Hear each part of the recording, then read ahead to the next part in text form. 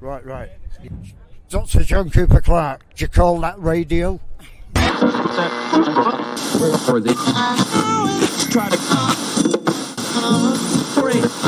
Brothers and sisters, may the peace that can only come from the one God be upon you. We are here to tell the people that we hear you.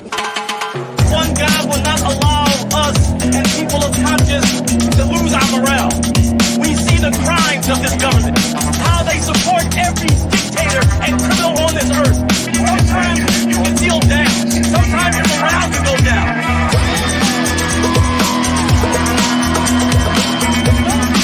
Don't tell the people, I will not let your morale go down.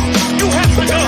But you're standing on the wrong side of history. People have gone out to the streets. The show is over. Street fight. Street fight. Street fight. Street fight. Street fight.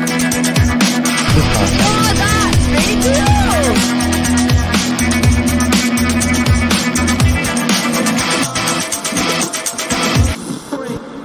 Strange mood of our time. You call that radio? Makes coherent sense. Hello and welcome. Hold on, what's that? Get that way. Hello and welcome to episode. Who knows what episode number it is? We're not even really sure what day it is, but we are sure that we have an absolute legend in the house tonight. We've got Kathie Mccormack, who's a campaigner, activist, representing the people of Easterhouse, and she's done amazing work, an amazing story to tell. So we'll get her on in a little moment. Let me know if you can hear me okay. There was some sound issues yesterday, so we're trying out new things. So let me know, is the sound okay? Can you hear me? You should be on YouTube. We're on YouTube. We're on... Where are we? We're on Twitch. Go on Twitch if you're not already on Twitch. Or you can get us on YouTube. Where are we?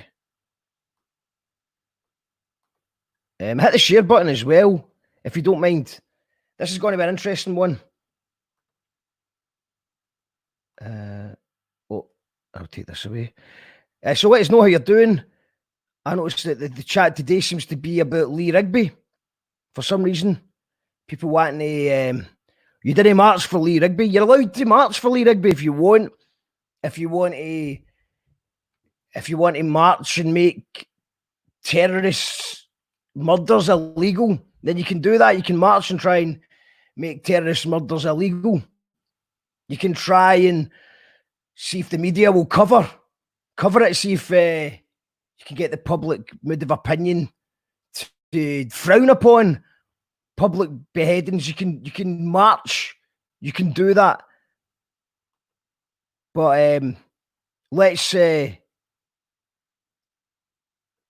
keep focused on the point at hand. Sounds great on the TV tonight. Nice one, Sharon. Aye, says Paul. Sounding good and silly, Sussex. Nice one, Andrew. Boom, says Paul. Great stuff. So we're on. Hold on, I'm just going to take that away. Okay, welcome. You call that... And a medical psychiatrist calls it audio stimulation. You call that radio? Yes. We are also on YouTube tonight. So hit that subscribe button if you're on YouTube. And we are on Twitch. There we go. Shouts to Mal for doing the new graphics. Look at that new logo. It's good, isn't it? I'm excited about this one. I first met Cathy I think it was about a year ago. Might even be less than that. We were doing a gig together and she gave a speech and she showed her short film, War Without Bullets. I ended up using the audio from that in a podcast about mental health because I feel like society and stuff and austerity has a role to play in a lot of the mental health issues that people are currently facing. It's an honour to have Cathy on, and she's just got a lot of stories to tell. She's been doing it for a long time now. And yeah, Cathy, can you hear me? I can hear you, Mark. Great to see you. How you doing?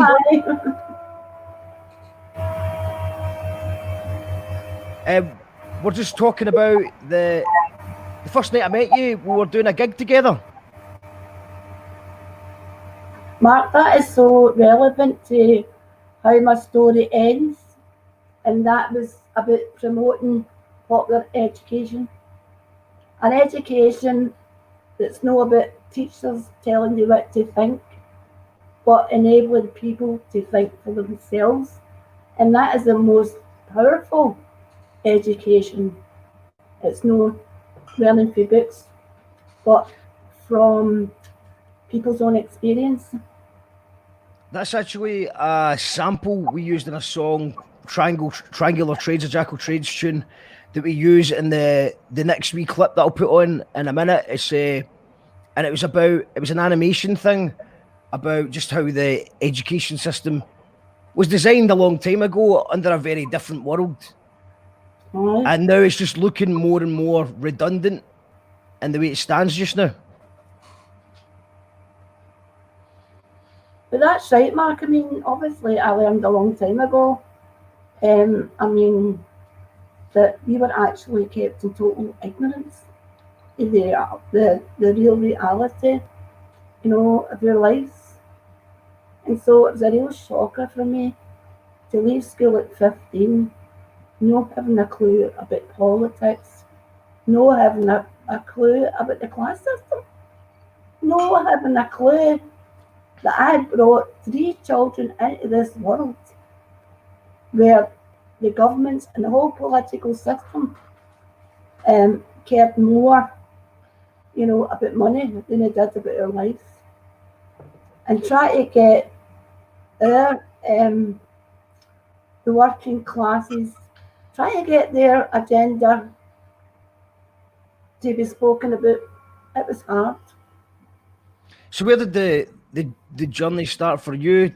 That you realised something was wrong and you thought something should be done, and more importantly, something can be done? Well, the biggest shocker for me is when I had Sharon. I mean, that was way back 1974, and I moved out Easter House, and she was bouncing with health. But our house was freezing cold and damp, and the health visitor, and plus the fact she was breastfed, must be when they were breastfed, and so now the health visitor I could understand. For example, I don't know if you've heard the thrush, Mark, but it's like a white infestation on your tongue and the veins kind of stuck. And it was just one health issue after another. And so when I didn't realise at the time, Mark, it was propaganda. But we were told the reason why our children were sick is because we didn't know how to look after them. We were told that the reason why our houses were damp, it was because we breathed too deeply and we boiled too many kettles. So obviously we thought, hold on a minute, something right here. Breathe too deeply is crazy stuff. I actually had a landlord experience a few years back where they said it's because you've had the windows shut, and they're saying you just need to keep the windows open. And it was about maybe 10 years ago. Remember the big freeze, and I had a landlord coming in and saying, "Oh, it's because you need to keep your windows open in the middle of a big freeze." You know that you've got a gas and lecky bill, and they put the blame onto myself, but that to actually say that you're breathing too deeply, that's absolutely disgusting to say something like that. And iron clothes on the window, we were having too many baths. Fucks. I mean, it's hard to believe that educated people, like architects, were actually telling us this. And were they telling you that? Were they telling you that because they believed that, or they'd been thought that, or they just saying that to shut you up so they didn't have to spend, the council wasn't going to have to spend money to regenerate the housing? Oh, definitely it was a district council. It was Yeah. a district council. And we realised, hold on a wee minute, if we can't boil a kettle and we can't breathe without causing dampness, then there must be something wrong with your houses. And the people that live in them. Well, you're not asking. This is not. It's not a lot to ask. Being able to put the kettle on and to breathe, to actually breathe. You know what I mean? That's not asking for much here. Anyway, that's So that was the moment. You're just like, so. I'm going to play a bit one of your films in a wee minute as well.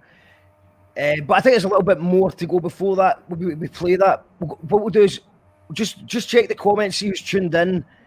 We got Johnny Sloan, hello from Glasgow. That's good. Great to see Johnny is back. He was, last I heard of him, he was in Mexico with COVID a couple of weeks ago. So it's good to see he's doing well and you're back home, mate. All the best. Jackie says good evening to you all. Good evening, folks, says Alan. Tunnel Mental all the way in LA says, hope you're well, matey. Just popping in to see my mates. Love always wins. I'll have to watch later. Looks like a good one, matey. You can watch it again on YouTube, mate. No worries. Kept in ignorance, says Paul. Powerful and so true. Craig says hi. Mary Veronica says good evening, Kathy and Mark. And Govan Len says the wee yellow butterfly. Good seeing you again, Kathy. The Wee Yellow Butterfly, that's the name of your book. uh-huh. That's quite. How did you come across that name? Well, Mark, it's part of my journey from ignorance to understanding. I started to make links between the housing schemes in Britain and the poverty in third world countries, because I was brought up to believe that the reason why they were so poor is because they didn't know how to look after their veins, or they're having too many veins. And I thought that's all the stuff that the media is telling about us. So I realised, hold on a minute, we've got something coming. However, it's a long story, Mark, but and see, I would like you to ask me that question later on, because see, that question, Mark, it is absolutely key. Yeah, okay, well that's a good point. Why don't we watch, what we'll do is we'll watch the film first. So it's just a wee short film. It's really powerful. It's struck a chord with me. Show it? Yeah, we can actually show it, aye. So I'm just going to play it just now and let all the viewers see it, and we can watch it back and then we can talk about it. But I watched it that night that we played the gig together. It was really powerful. And then I used a bit of it. Well, in fact, I think I used all of it, the audio for the podcast. We did a mental health podcast, and I just thought it was really important just to kind of... It says a lot of things that sadly hasn't changed, and there's a lot of things that I wanted to say that you've already said a lot better than I ever could. So what we'll do is we'll just get that film. All right, sorry, just before we do that, just going to get a couple more. Angela says, I was brought up in Cranhill and had the same problem with the black damp mould. Charlie says, I worked with Cathy on a theatre project about dampness back in the late 80s, early 90s. True legend. Yep, Charlie. Can I talk? I can talk. I feel free to talk whenever you want. Charlie, you're never going to believe this in a month of Sundays, but I actually got damp busters put onto digital. Can you imagine that way back in 1990? All right, so this has been filmed and it's coming to the internet soon then? Damp busters. Damp busters. Remember I was telling you about the damp? Like with the fungus, right? So we had to take part and help to organise the biggest health study in Britain into damp housing and health to find out what was the dampness actually doing to your health, right? And it was researchers at University in Edinburgh. It was the microbiology department at Strathclyde. Basically, Mark, they came out to the flats and they were taking samples of all the mould to find out which particular mould was pertaining to the health problems. For example, there was an absolute epidemic with asthma, especially amongst young children. And young children, in back to 80s, 86, 88, were getting fed steroids. Can you imagine babies, toddlers? And what this research did, it showed that the biggest, the most popular, that's a terrible word, the most common mold in our houses is penicillin. Penicillin was growing in your walls. But not just that, it wasn't just penicillin, it was aspergillus. And aspergillus is part of the yeast mold.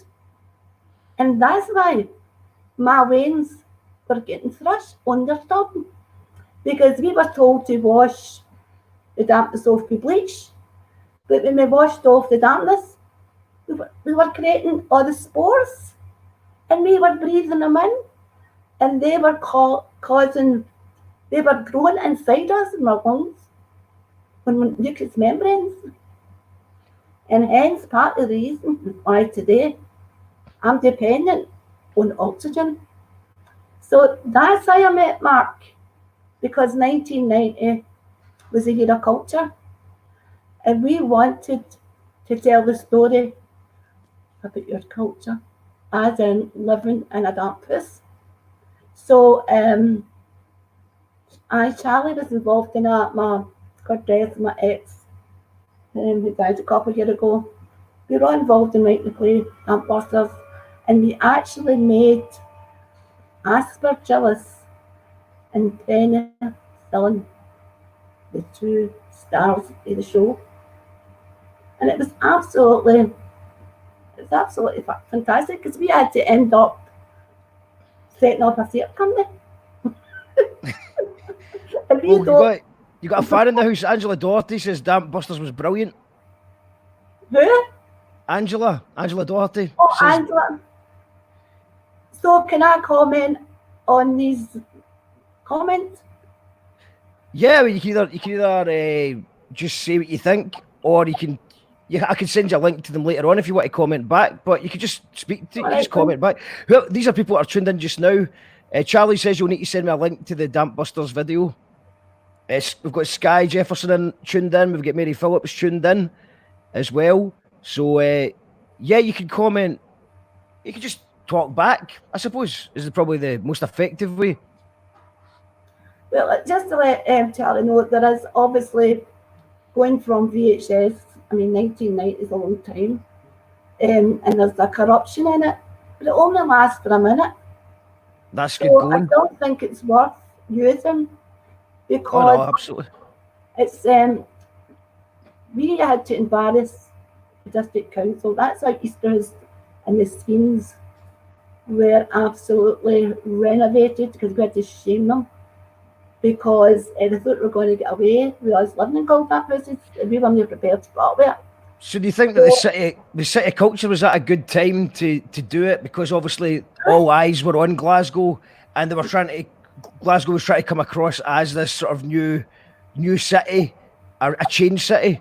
So was it a good time to kind of use that to your advantage? Aye. So we wanted to talk about your culture that was going in the walls and making everyone sick. So obviously it was a comedy. But the comedy, it was to highlight the actual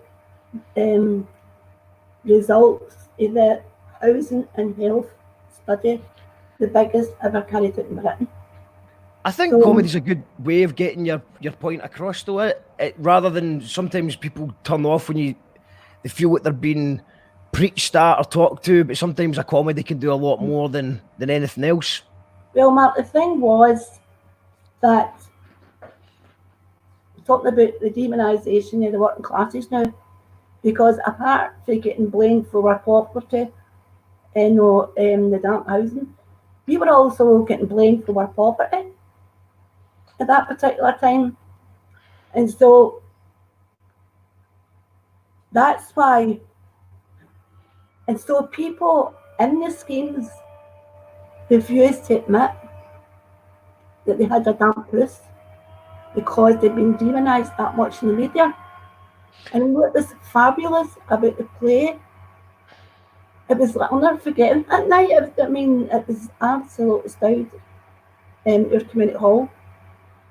People started saying, but my when's asthma? We live in a damp house.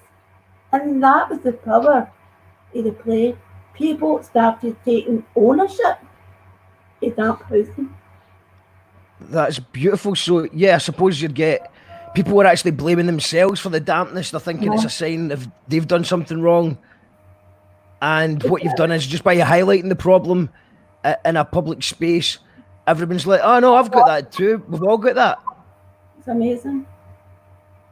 Because, of course, Mark, the same thing happened with poverty. I mean, it's unbelievable. And so people were scared to admit they were poor. But that's another story.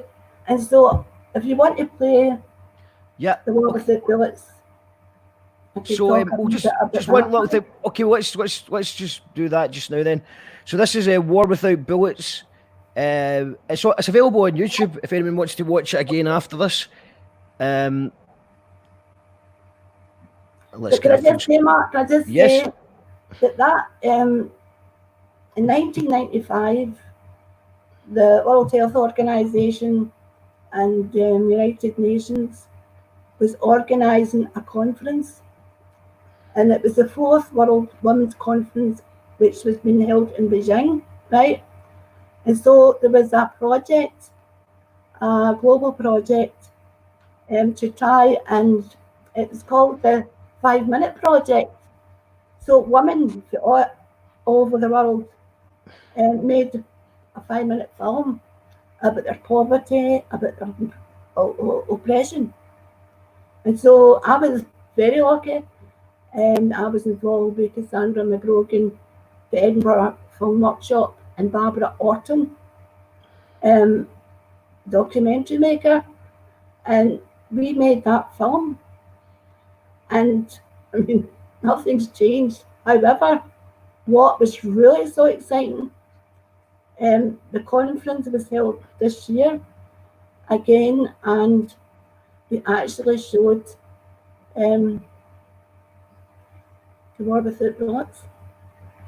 Is that not amazing? That was just so absolutely. It's a brilliant film. Doesn't surprise me at all.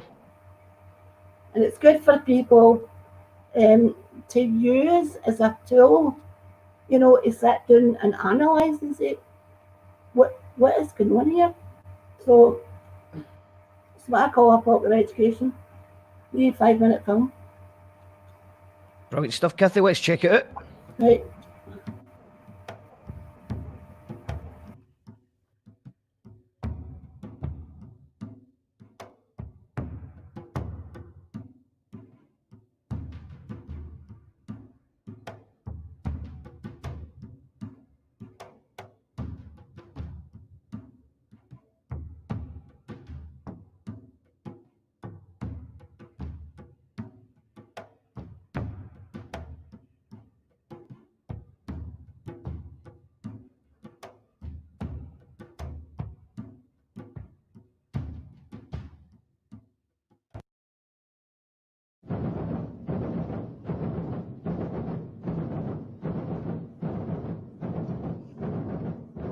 During World War II, people like my mother were encouraged to smoke to calm their nerves. What an irony that she should survive the bombs and even the fags, only to have her life stubbed out in her old age, because she, like millions of other men, women and children, have become the human fag ends of international capitalism. I'm not a politician, I'm just a mother condemned to live in poverty for the past 13 years. And I don't know about you, but I'm determined that my 3 children are not going to end up in their human and environmental ashtrays. That's why I want to tell you my personal testimony of what I can only describe as a war without bullets. A war that is not only killing more people than tanks and bombs, but is also destroying the lungs of the earth in the process, and right under our very noses. This is where I live, in a freezing cold dark flat on the edge of Glasgow, a place built after the Second World War and seen as homes fit for the working class heroes. I used to think that the only real threat to my children's lives was a nuclear war, until I brought my babies who were bouncing with health home from hospital, and my life became a constant battle for survival between my family and the fungus family. The insanity of my reality made me feel so stupid and powerless, and I became really depressed. I asked my doctor for a prescription for a warm, dry home, but he offered me antidepressants. I refused his kind of medicine, and I joined my community's fight for justice instead. It was then that I started to witness human suffering and hardship on a scale which I never thought I would ever see in my lifetime, except perhaps in times of war. So I want to announce World War III. People were walking all over the battlefields, the casualties everywhere to be seen, our children damaged before they even get a chance to live, the old dying before their time, the unemployed who are being used like the food mountains to keep down the price of labour, and the teenagers who have been left with no sense of identity and are having to sleep up closes or in the streets beside the rubbish. All I had on my side was common sense, my mother's faith in justice, and the spirit of a community that refused to die. We started to make allies with middle-class professional people who shared our vision of a better world, and our 10-year fight resulted in this: the first ever tenant-led energy conservation project. Now we can heat our houses instead of heating the sky above.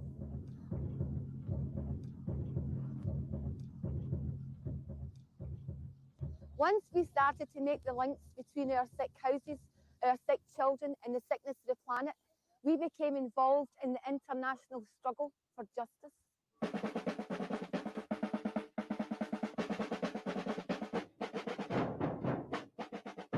I was sponsored to go on a health study tour of Nicaragua, and their stories of social destruction were the same as mine. I witnessed women and children dying because the healthcare system, which they once regarded as a basic human right, had been privatised. In one hospital, I witnessed a new baby struggling for life next to a brand new incubator because the hospital couldn't afford to buy oxygen.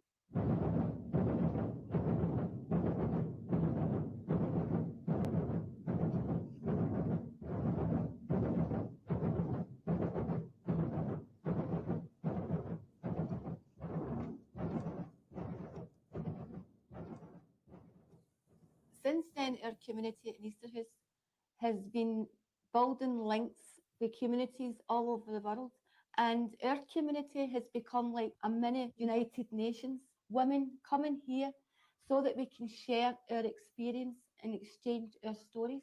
I was invited to the United Nations Commission on Sustainable Development to talk about our struggle for justice and to also demonstrate the success of our solar housing project, evidence that when people at the grassroots actually get listened to, then the benefits can go far beyond our own social and economic environment.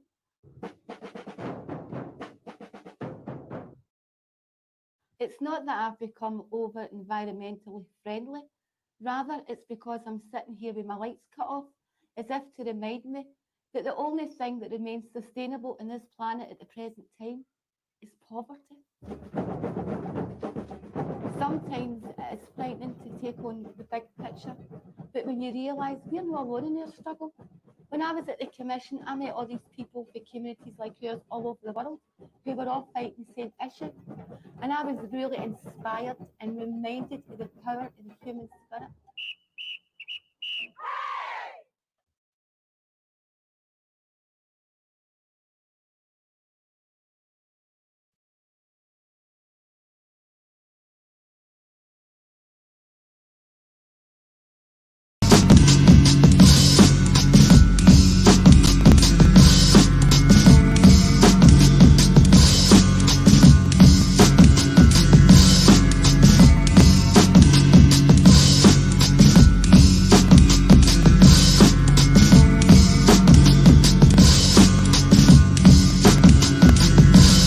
How do we educate our children to take their place in the economies of the 21st century? How do we do that, given that we can't anticipate what the economy will look like at the end of next week? Every country on earth is trying to figure out how do we educate our children so they have a sense of cultural identity and so that we can pass on the cultural genes of our communities while being part of the process of globalization. How do we square that circle?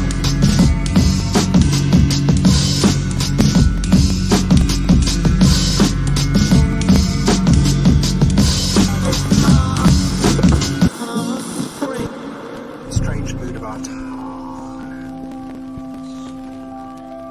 You call that radio? Makes a coherent sense. You are tuned into You Call That Radio. We're live every night, or well, most nights at 7 o'clock, and tonight's very special indeed because we've got an absolute legend with us, Kathie Mccormack. We just watched her film a few moments ago, War Without Bullets. How does it feel watching that back? I must not having, you know, a nice curly black hair. I love, because whenever I show at a conference, a lot of pennies drop for people, because obviously, especially the working classes, really have, been fed so many lies, spinning propaganda, that sometimes people can't really tell the difference between reality, fact and fiction. And so having a conversation with people enables them to understand themselves. It's not that they're stupid or they're daft. It's just that the governments in my lifetime think we're all daft and stupid. It's at this time especially, it's getting even harder to tell what's real and what's not, because obviously people now know not to trust the mainstream media and they know not to trust the politician. So they're now looking sometimes in the wrong places for new information. And sometimes that alternative information can be funded by the government in order to mislead people and give people disinformation. And it's obviously with everything that's going on just now, we've never seen anything quite like it. But I just wanted to read a few comments that people were reading out about the film.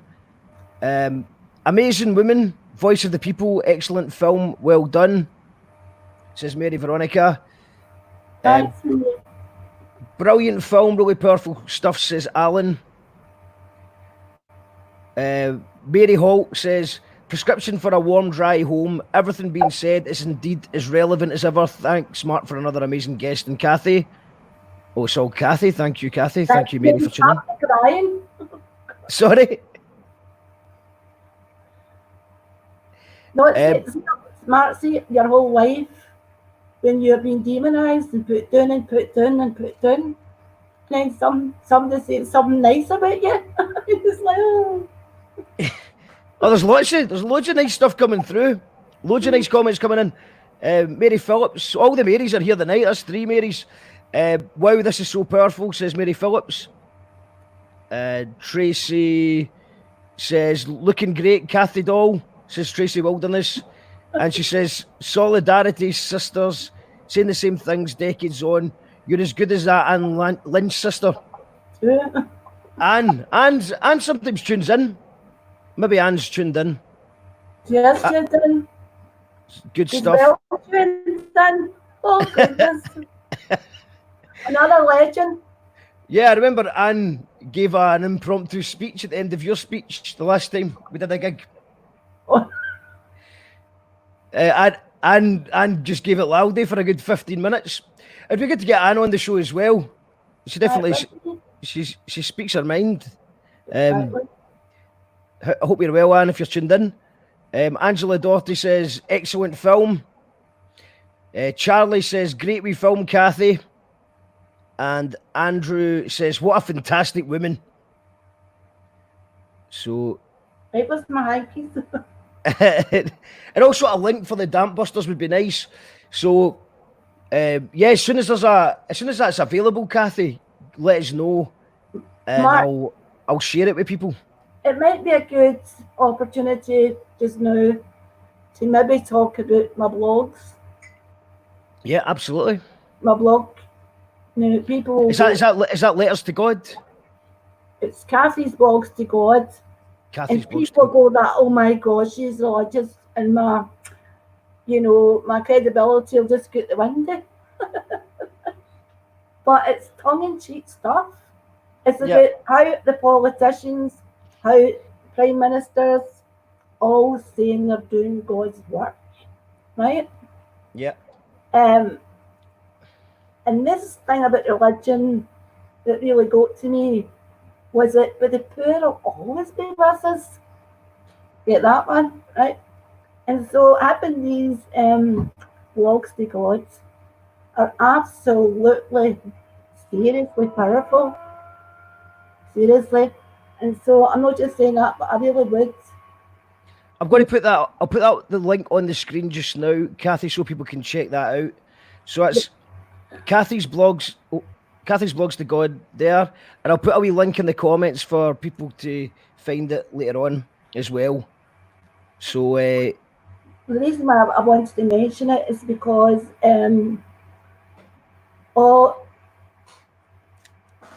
it's been revamped at the moment.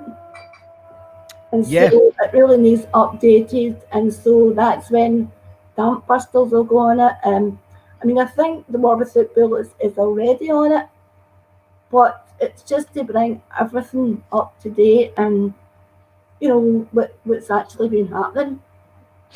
Well, it's interesting you mentioned that because obviously we had Donald Trump the other night posing outside a church holding the Bible, sort of giving the inclination that God's on his side. What would you say to that about that?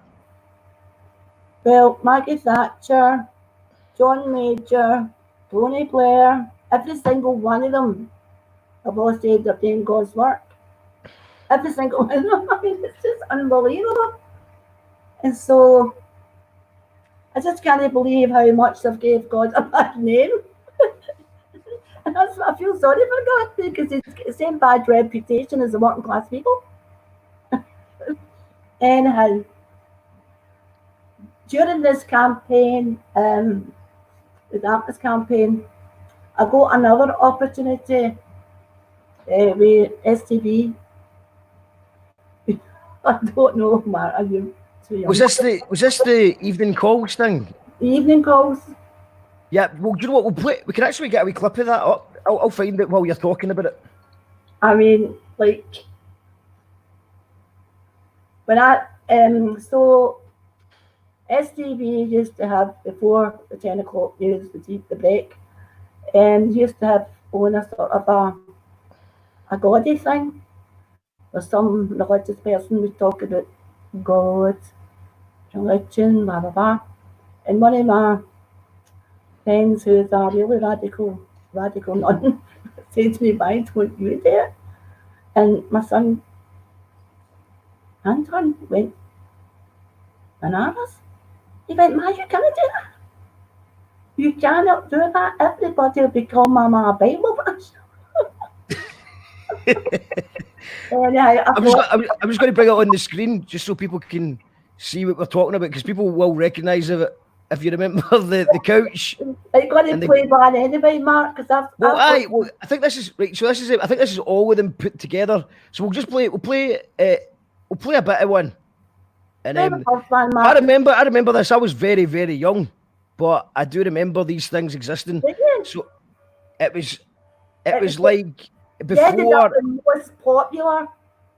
I mean, is that not what Reverend I Am Jolly was supposed to be sending up? I know he did that. He used to sit with his whiskey and pretend he was drunk. Yeah. Okay, well let's go and let's watch a bit of this then, just Right, okay. to fill people in. Since it's there anyway, might as well. When did you play one? Yeah. Oh no, sorry. Cool. Let's do that then.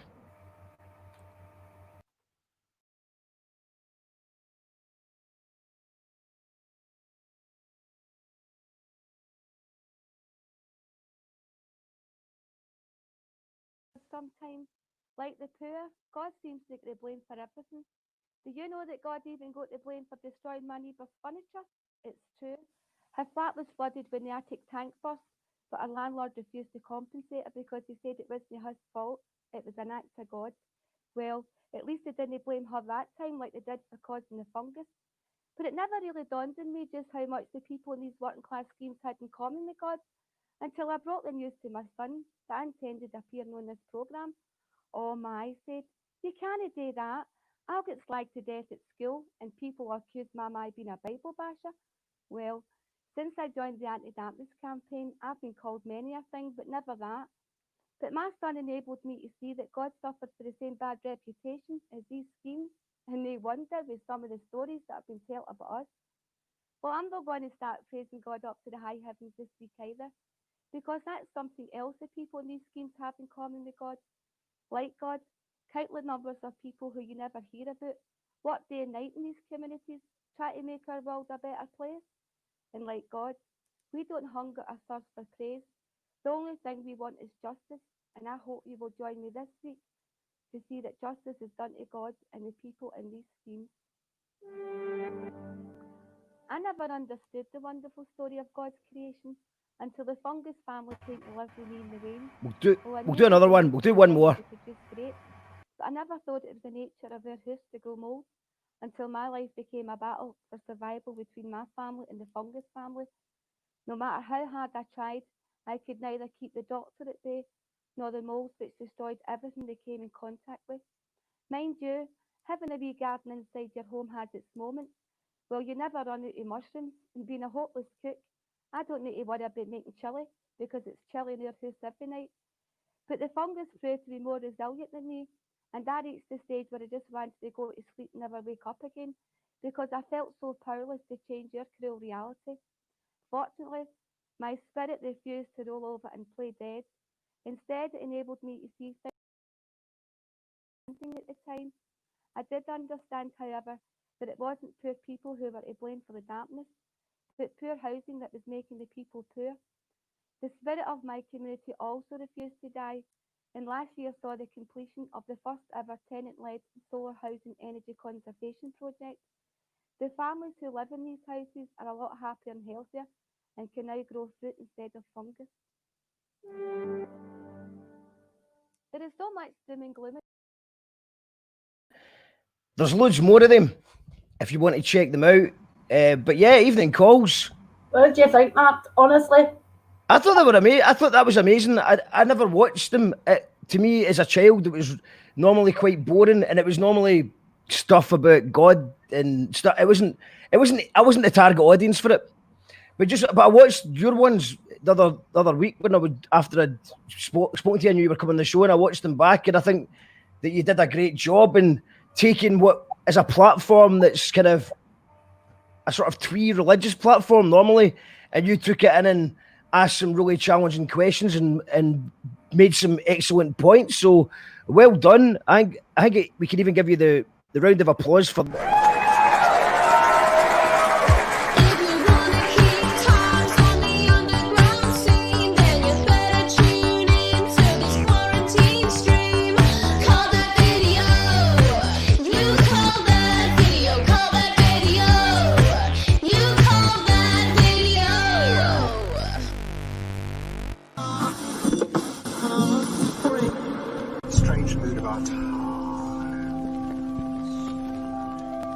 You call that radio? Here to tell the people that we hear you. One God will not allow. You call that radio? However you want to see it. You call that radio? You call that radio? However you want to say it, that's kind of part of the fun. Powered by our patrons. Brothers and sisters.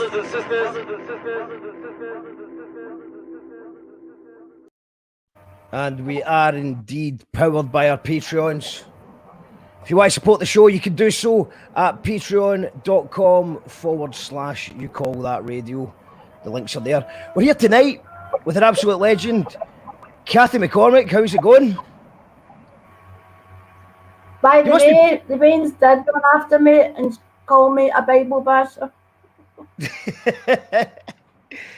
That's it. I was reading the Daily Record article. I shared the Daily Record article about you the other day, and it was just talking about how when you were doing all this stuff, there was kids calling you a grass as well, because you were talking about people's problems. So you came up against a lot of opposition. Try to do what you were doing. For the Baines. Aye, because they thought, I mean, it was sad, but at the same time, it's quite funny because honestly, I mean, you can't blame them really, get you? Because one of the most shocking things for me, I mean, I started in my local campaign way back 1982, East Hall Residents Association, right? And I just thought that the district council would absolutely love us because we were highlighting all the problems and how the darkness was structural. I mean, these houses were all right for Saudi Arabia. It's certainly not for the climate in Scotland. And yet they saw us as the enemy. I mean, so is it any wonder? And we just thought they would embrace us and go, yes, we've got a group of people who will work with us. Instead of that, no. They tried to shut us up. Seriously. That was an eye-opener. So, I mean, I left school at 15, Mark, and I never had any formal education. But the education that was more powerful for me was my whole experience. We tried to create a better environment and a better world for our children to grow up in. And that was how it all started. I seen your son was in the Daily Record saying that when he was younger, he thought that he didn't know what to make of what you were doing, but now he's proud of it. I mean, my sons are obviously very political now. I mean, even they're political, they've left me away behind. And that is the most important thing, because the other thing, Mark, if we've got time, I'd love to talk about the real war without bullets. Mm-hmm. You know, so way back 1982, what was happening in the communities, obviously, was the freezing cold and damp, fuel poverty. And so one of the things that our association did was invite other professional people to come and work towards our agenda. And that's why we were able to employ the TSA, who are the independent architects, to look at the structures of the houses in Glasgow and really point out what the problem was, and then involved people who were experts on health, like Sonia Hunt and Claudia Martin, who we worked together on the housing and health thing. So basically, that 10-year campaign resulted in, which you've seen, the first ever tenant-led passive solar housing energy demonstration project. Now, at that particular time, it was estimated that the people in East House alone were spending £10 million between them, heating the sky above East House. And that's when they understood fuel poverty. At that time, we were having to choose whether we feed for hungry children or were hungry fuel meters that kept demanding more and more money. And that's why we were determined to come up with a solution, because we had realised that in our society, we treat the symptoms of everything and we tackle the cause of nothing. And the one thing I learned with my children's ill health when they were babies, that they would never get better until we got to the root cause of why they were sick in the first place. And that's how the solar housing project came into being. And people's fuel bills, I mean, the average, at that particular time, people were spending 20, 30 quid on fuel. Money that they didn't really have. And that whole housing project showed that people's heating bills became a secondary factor. So just And to people go only into, used spending at least £5 a week and could wear t-shirts. I think could you just go into that a wee bit more, Cathy, just for people that maybe aren't aware of the background there, but with the heating bills were extortionate compared to, so not only were these houses unhealthy and making the babies sick and making adults sick as well, but because they were so badly designed, the heating and gas bills were through the roof, literally, and as a result, people in poverty were losing even more money because of it.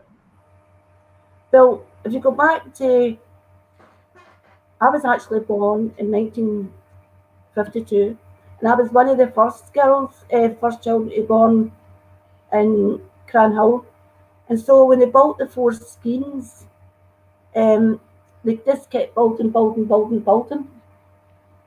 And basically, the houses were actually built, as you know, for coal fires. But then there was a problem with the smog and the fog. It was making people sick on the outside. And so they decided to do away with the coal fires. The houses were built for coal fires. And so instead of, they cleared the smog outside, but they infested our houses with fungal spores. And that's how the dampness problem, I mean, there's 20 million people in Glasgow, 10 million families nationwide, were all experiencing dampness and fuel poverty. And so it's a big long story, but Mark, that's what happened. Another thing as well is the prepay meters are still an issue to this day. It's incredible to believe that it still goes on, but prepay meters, if you're on a prepay meter, you're going to get bumped and pay more and more money for your gas and electricity than if you're able to do, or they'll accept you to do a monthly direct debit or a quarterly payment. And this still goes on. And, I've been in situations where you're getting paid maybe it's a bill from the previous tenant. It's a hangover for the previous tenant or something that wasn't even your fault. And the constant beeping, it's depressing, because it's like, you put 20 quid in, and within 24 hours or 2 days, you're hearing that beeping going, and I think they're not allowed to cut you off anymore in the middle of the night. So I think it's 7 o'clock in the morning. You're waking up to that horrible alarm clock at 7 o'clock in the morning saying that you need to put money in, and then you also get people saying, "Oh, did you know that there's an emergency button?" And it's like, yeah, anyone who's got a prepay meter is aware that there's an emergency button, but sadly, you're kind of forced to live in the emergency button, which charges an even bigger rate. I think it's time and a half or rate and a half. No, it's true. I mean, I actually did an evening call on that as well, about the emergency button. And sadly, nothing's really changed, because it's very, very expensive to be poor. And I used to wonder why there was so much poverty in the cities. And that's when I realised that there was a poverty industry. and people were dependent on your poverty, keep themselves a job. I mean, it is shocking. And So do you feel that it's by design rather than incompetence or greed? It's actually more than that. Mark, first of all, I mean, you've got me started, right? And That's fine. I'd love to express, you know, I'd love to express what has been growing in our country, because what we're all witnessing at this moment in time is the final scenario, and that is the massacre of the working class people. I mean, it's no, you'll need to have a strong heart to listen to it, but unless people understand what's going on, and it's like a damp puss, if you don't know what's causing it, you can't change it. And so it's really important that people understand. So, in back to 1982, when I got involved in this campaign, right, we were told that we were getting blamed for damp housing, getting blamed for our children being sick. And then in 1982, Britain was changed from an industrial to a money market economy. And millions of families like mine were thrown onto the unemployment scrap heap and forced to live in a gyro. And then, I mean, that was bad enough. We were actually dependent on surplus food for the European food mountains, and many people will know about that. But the thing was that I was to learn that the Chancellor at the Exchequer at that time said 3 million people unemployed is a price worth paying. A price worth paying. So we were not having to live anymore in an industrial country, but a money market economy. A money market economy. So what's the word? What everybody, that's what it was, Mark. Everybody kept referring to it as being free. But our reality showed that it was enslaving everybody in poverty. So there was nothing free about the free market economy, Mark. And so that really was a hard one, a really hard one to come to terms with. But then when we think of the whole Thatcher, there was Thatcher and Reagan, and they had a marriage, right? And so we became totally Americanized. So that's why at that particular time, people like Tony, God spare him, right? I mean, people like him and people in my community were walking the streets day and night trying to get a job, Mark. And there was people in my community were saying, oh, by the way, say your family's a lazy scoundrels without working to keep you. Does that not ring a bell if it's happening today? Absolutely. And that is the war with the bullets, because people in our community were dying like flies between the damp, between the cold, between the poverty, you know, and I thought there's a war going on here. Now, at that particular time, when I became active, we had a sort of a place in Easter House where the activists met, and there was a child psychologist there, Mark Wilson, right? And I says to Mark, there's a war going on. And he went, aye, you're right. What is going on is the safe disposal of human waste. We have all become surplus to this market requirements. We've all become surplus. And so everything that we needed for our survival is taken away. And that's what we've been doing. Chip, chip, chip, chip, chip. And I watched a whole generation's lives being wiped out because they actually stopped benefits for young people, and they were forced onto the streets. Many ended up in prostitution. Many ended, and that's when the drugs all started. They destroyed our communities, and so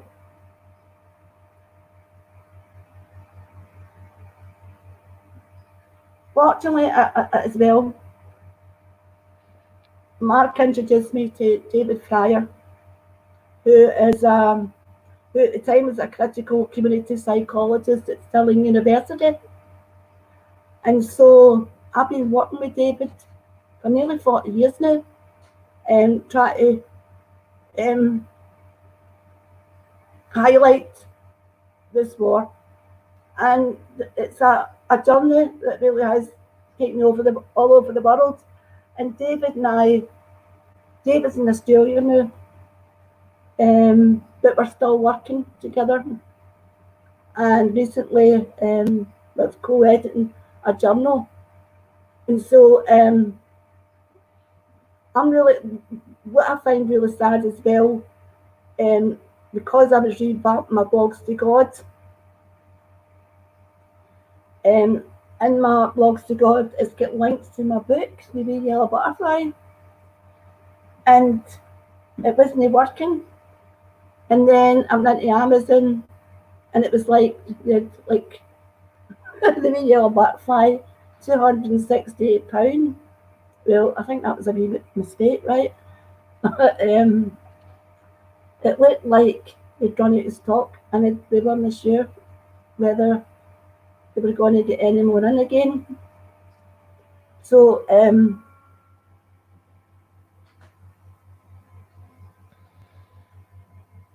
everything, all the struggle obviously is in that book. And so Mark, when you asked me where I got the Wee Yellow Butterfly for, right? Yeah. So when we really came to understand, I think it was Mark, it told me about popular education. He's like, have you heard of Paulo Freire? I went, no, Mark. Paulo Freire, Brazilian educator. And I was like, no. So he explained what popular education was. And so that popular education was the backbone to try to overcome the social apartheid in South Africa and places like Latin America. Now, just like we were told, oh, it's your own fault, your houses are damp, people in Nicaragua actually were held in awe with their healthcare system, Mark. And not many people knew about that. Anyhow, I was invited on a study tour of Nicaragua to learn about popular education. And it got to the stage that people are living on in rubbish tips. And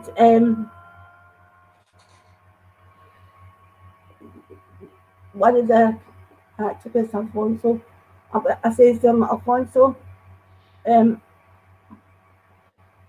it's hard to believe all these beautiful little butterflies that are flitting over all this carnage, all these people. And he says, well, Cathy, Alfonso told me that people believe that only when there's a plague of yellow butterflies will peace come. And so that's why I bet it's going to be a butterfly. But that's amazing. if you watch the plague, watch my 5-minute documentary again, and I talk about Nicaragua, there was a thing called structural adjustment programs, right? So just like people, rich countries were putting Latin America countries into basically into debt, And so they had to borrow more money. But the only condition that they could get the money was if their whole economies were structured and everything was privatised. And that is the same thing that's been happening in Britain. And all these links are absolutely relevant. Now, when all this austerity started, and honest to God, what have the working class people went through for 10 years? What have they been through? Absolute pain. And do you know why? There was never a necessity for austerity. That was about, the whole thing was actually about taking all the wealth of the working classes and transferring it to the rich people in our country, right? So, like, The studies have actually shown that the austerity has not actually saved any money. It's not done anything what they said it was going to do. And also, again, when you had when you have middle class jobs going on the line there, when the virus came out, the magic money tree does exist for certain things and certain causes. So basically, I bought Anne Lynch a copy of this book, and I wish everybody would read it, because just like when I was trying to.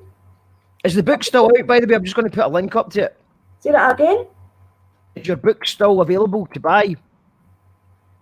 Mark, I've got some, I'm hoping to get some back online.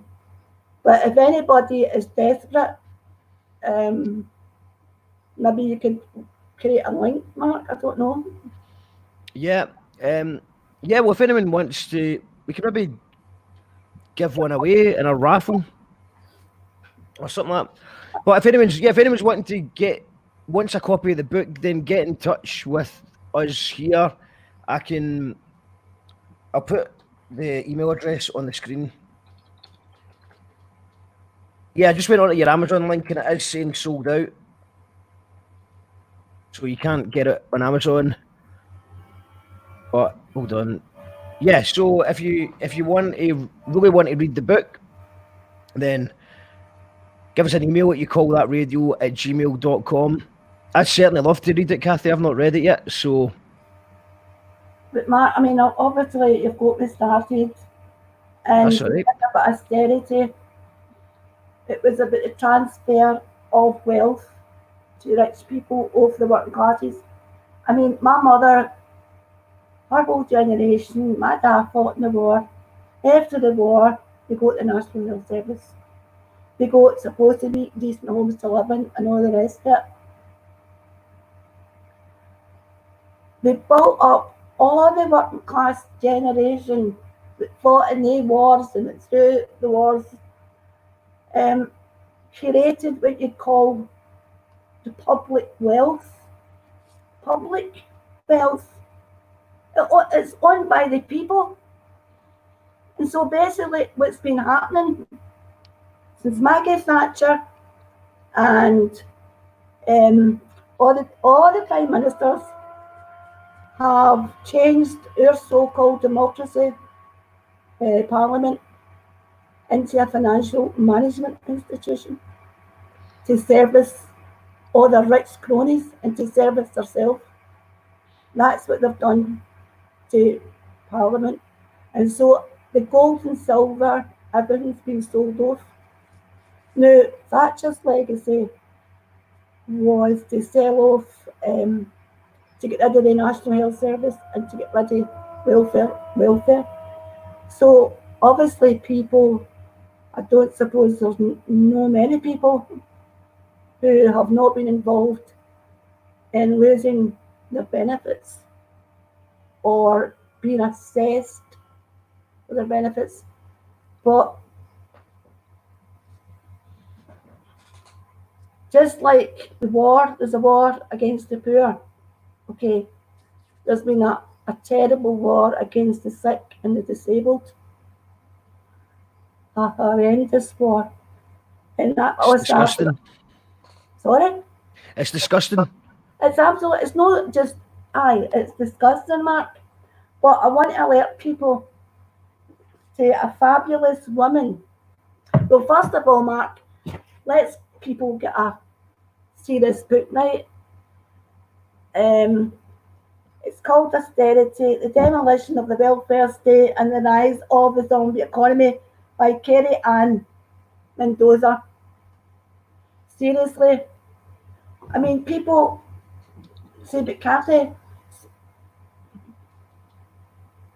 some people say to me, Cathy, how can you cope with all this knowledge? And for me, knowledge is power.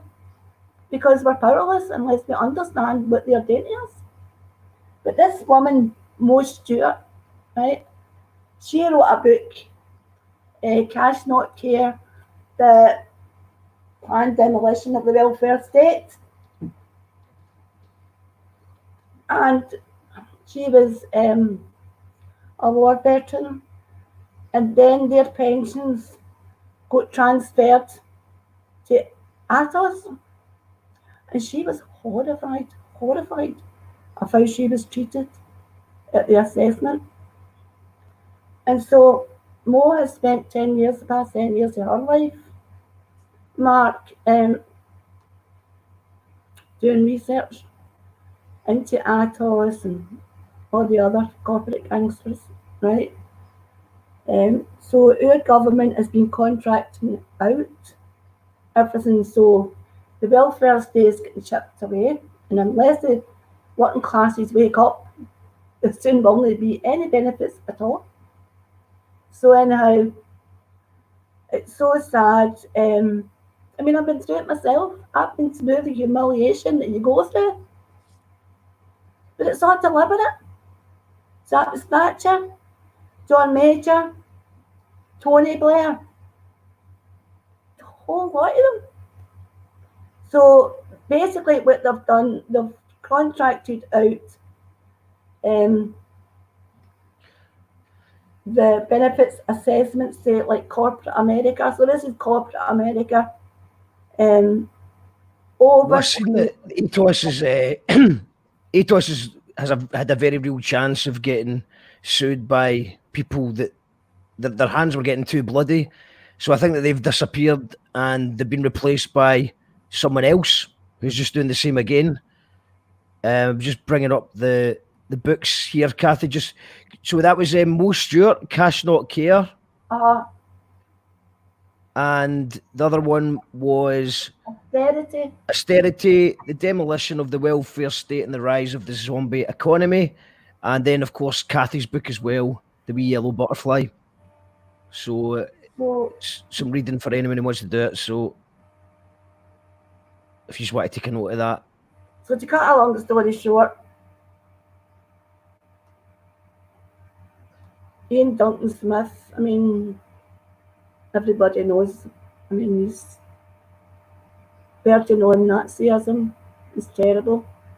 And so these people that they've employed, I'm not going into detail because I can't, right? This is Mo's work, Mo Stewart's. So I just want to give her credit for it. But basically, it was an insurance company, American insurance company, who was dodgy over in America. The government had employed to look after sickness benefit. And so they created a kiddie on assessment. It's got no medical, nothing. And what they're putting the working classes, the sick, disabled through is so despicable. It is, it's Nazism. That's what's happening. That's what's happening. If you can, what you said, there's no, it's not based on any medical or science. So it's basically if you've got a finger, then that means you can push a button. Therefore, you can work in a mythical button pushing factory job. Or if you can crawl. That was another one, Mark. If you can crawl. But I think what's really mistakable, the thing that's really terrible is the way that people who are terminally ill are being treated. And how if they can't prove that they're not going to die within 6 months, then they won't get their benefits up. Get their benefits. So if they can prove that they're going to die less than 6 months, then they'll get their benefits right away. But if they can't prove it's less than 6 months, then they'll have to just wait on the queue like everybody else. So people can't even die in dignity, and that's Britain. And obviously it's practically impossible to prove when you're going to die when you've got terminal illness. It doesn't really work like that. Well, you can all you can get is a doctor giving a guesstimate, and a lot of the times they can be proved wrong. Sometimes, you know, it could go either way. You hear people be given 6 months to live, and they're still around years later. But sadly, it can go the other way when you're given 6 months to live and you don't get that time. And I mean, imagine the time with your family. You need to worry about money. It's infuriating because that is actually the official stats that you've got on people who have died within a couple of weeks of getting their money stopped. That doesn't tell the full story. What about the people that spent part of their last year on this planet worrying about money? The worry that is causing the stress of trying to battle this thing. So that won't appear on any death certificate or anything like that. But deep down, we all know that this is morally wrong, and there's no money. It's people's respect. The respect of people to die with dignity should come way before money. And it's been proven that with all the bureaucratic red tape and all the appeal system, when you add it all up, this costs more money to implement these horrible, horrible things. And I think now maybe we're getting this could be a turning point if we're being optimistic, that people who have never been in a dole queue in their life are now having to navigate these systems that are not fit for purpose. Because a lot of people have said, well, they should just get a job, they're lazy. It's like, well, now there is lots of people have lost their job, and they realise how unsafe they've been conned. And like you said, it goes back to that divide and conquer thing that you were saying. So it kind of changed from it was pick on the unemployed for a while, and then it started moving more into the disabled and unemployed, disabled, and it started getting really quite Nazi-esque, kind of like you said, like in Daily Mail. It was like, yeah, okay, they're sick, but are they sick enough to not work? And this is when we're having record unemployment. This is when there is not really any jobs going around.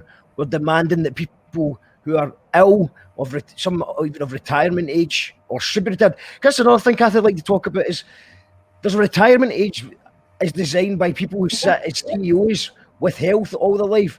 If you're living in the East End of Glasgow and you're working a physical job, you can't retire at the same age as your body is knackered, and it's not even safe for you to go to work after a certain time. Exactly, Mark. Exactly. I mean, see, when I go back about 20 years, I mean, the average age, maybe there was a 10-year gap between the working class and middle class areas, and then it went up to 20. I mean, we're young men down at 40 and 50. I mean, who is going to live to collect a pension? There is not going to be a pension, is there? That's the thing. They don't want that. I'm going to go through some comments, Cathy. Going to go through some comments, Cathy. Because loads of people are tuned in. So Astant says, enjoying the show tonight. Very interesting lady.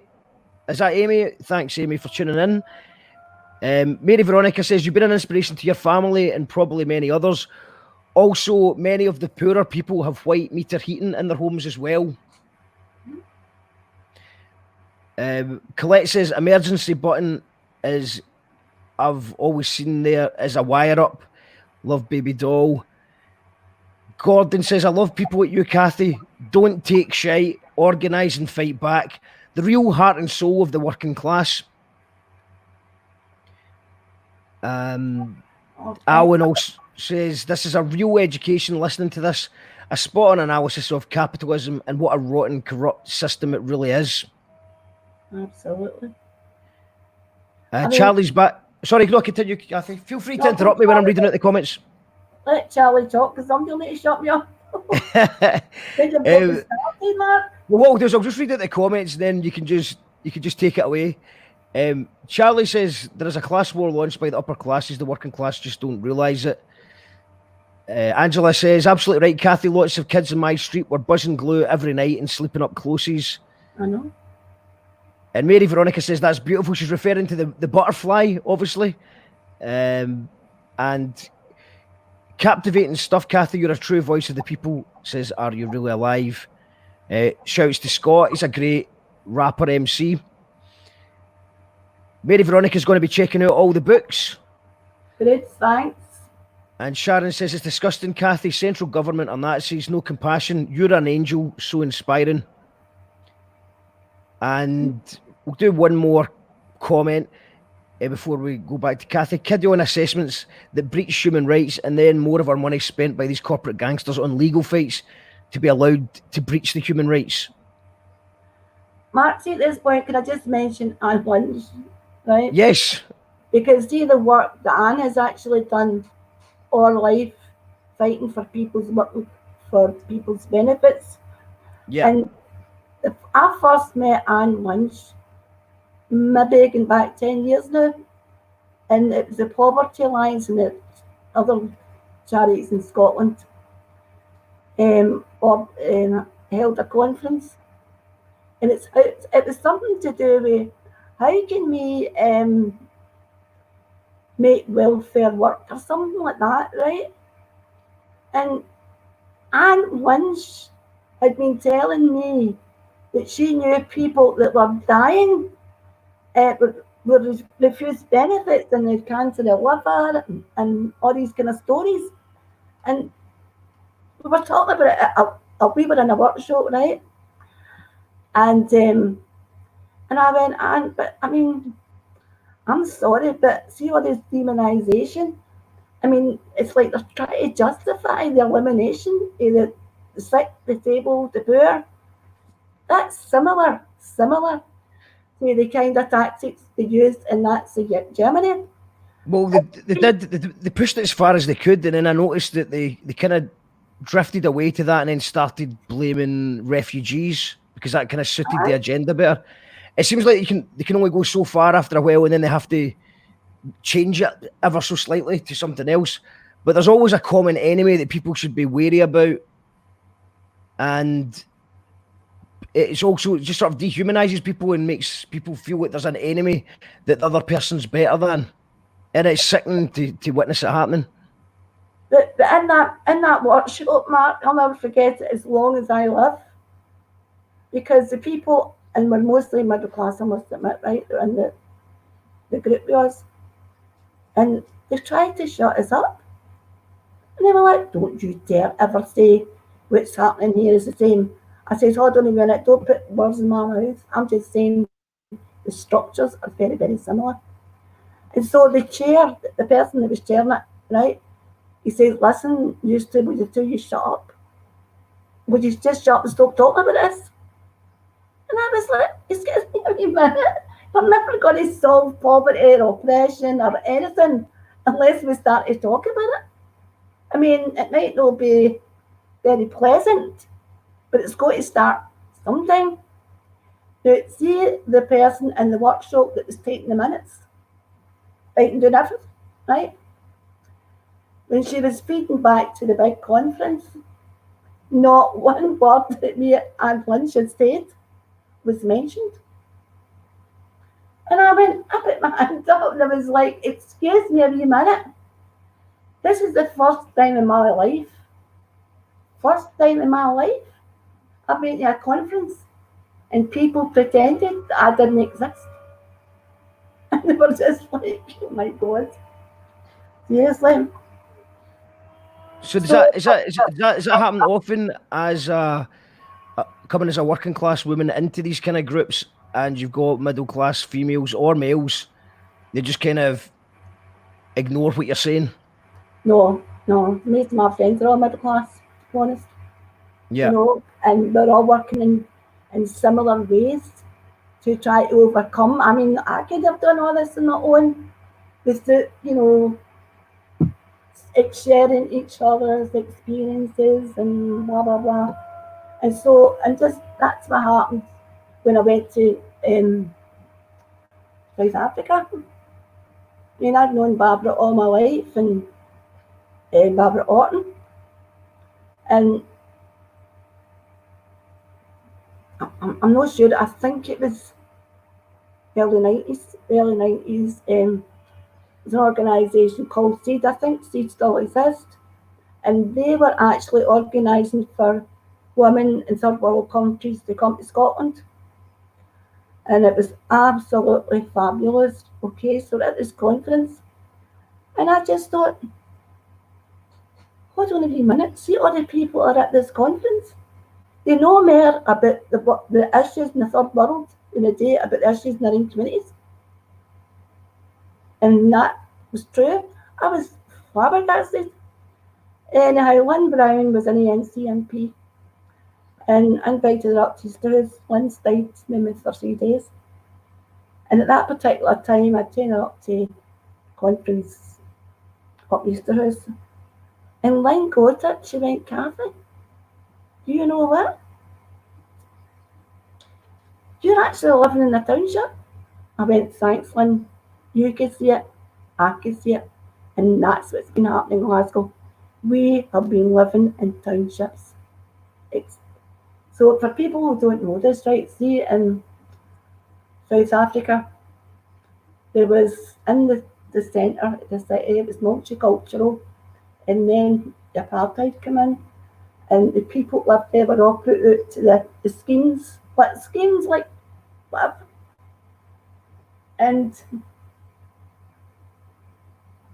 it was such a relief, for Lynn. I says, Lynn, what you're experiencing is a racial apartheid, but what we have been experiencing in Glasgow is a social and economic apartheid. And Lynn says, Cathy, you're right. So Lynn invited me over to South Africa so that we can look at the links between the racial apartheid and the social and economic apartheid that we were experiencing throughout Britain. And I was absolutely shocked because I never had an education, and to be honest, I was quite ignorant, about the apartheid. I just knew some of it, but I didn't know it. Anyhow,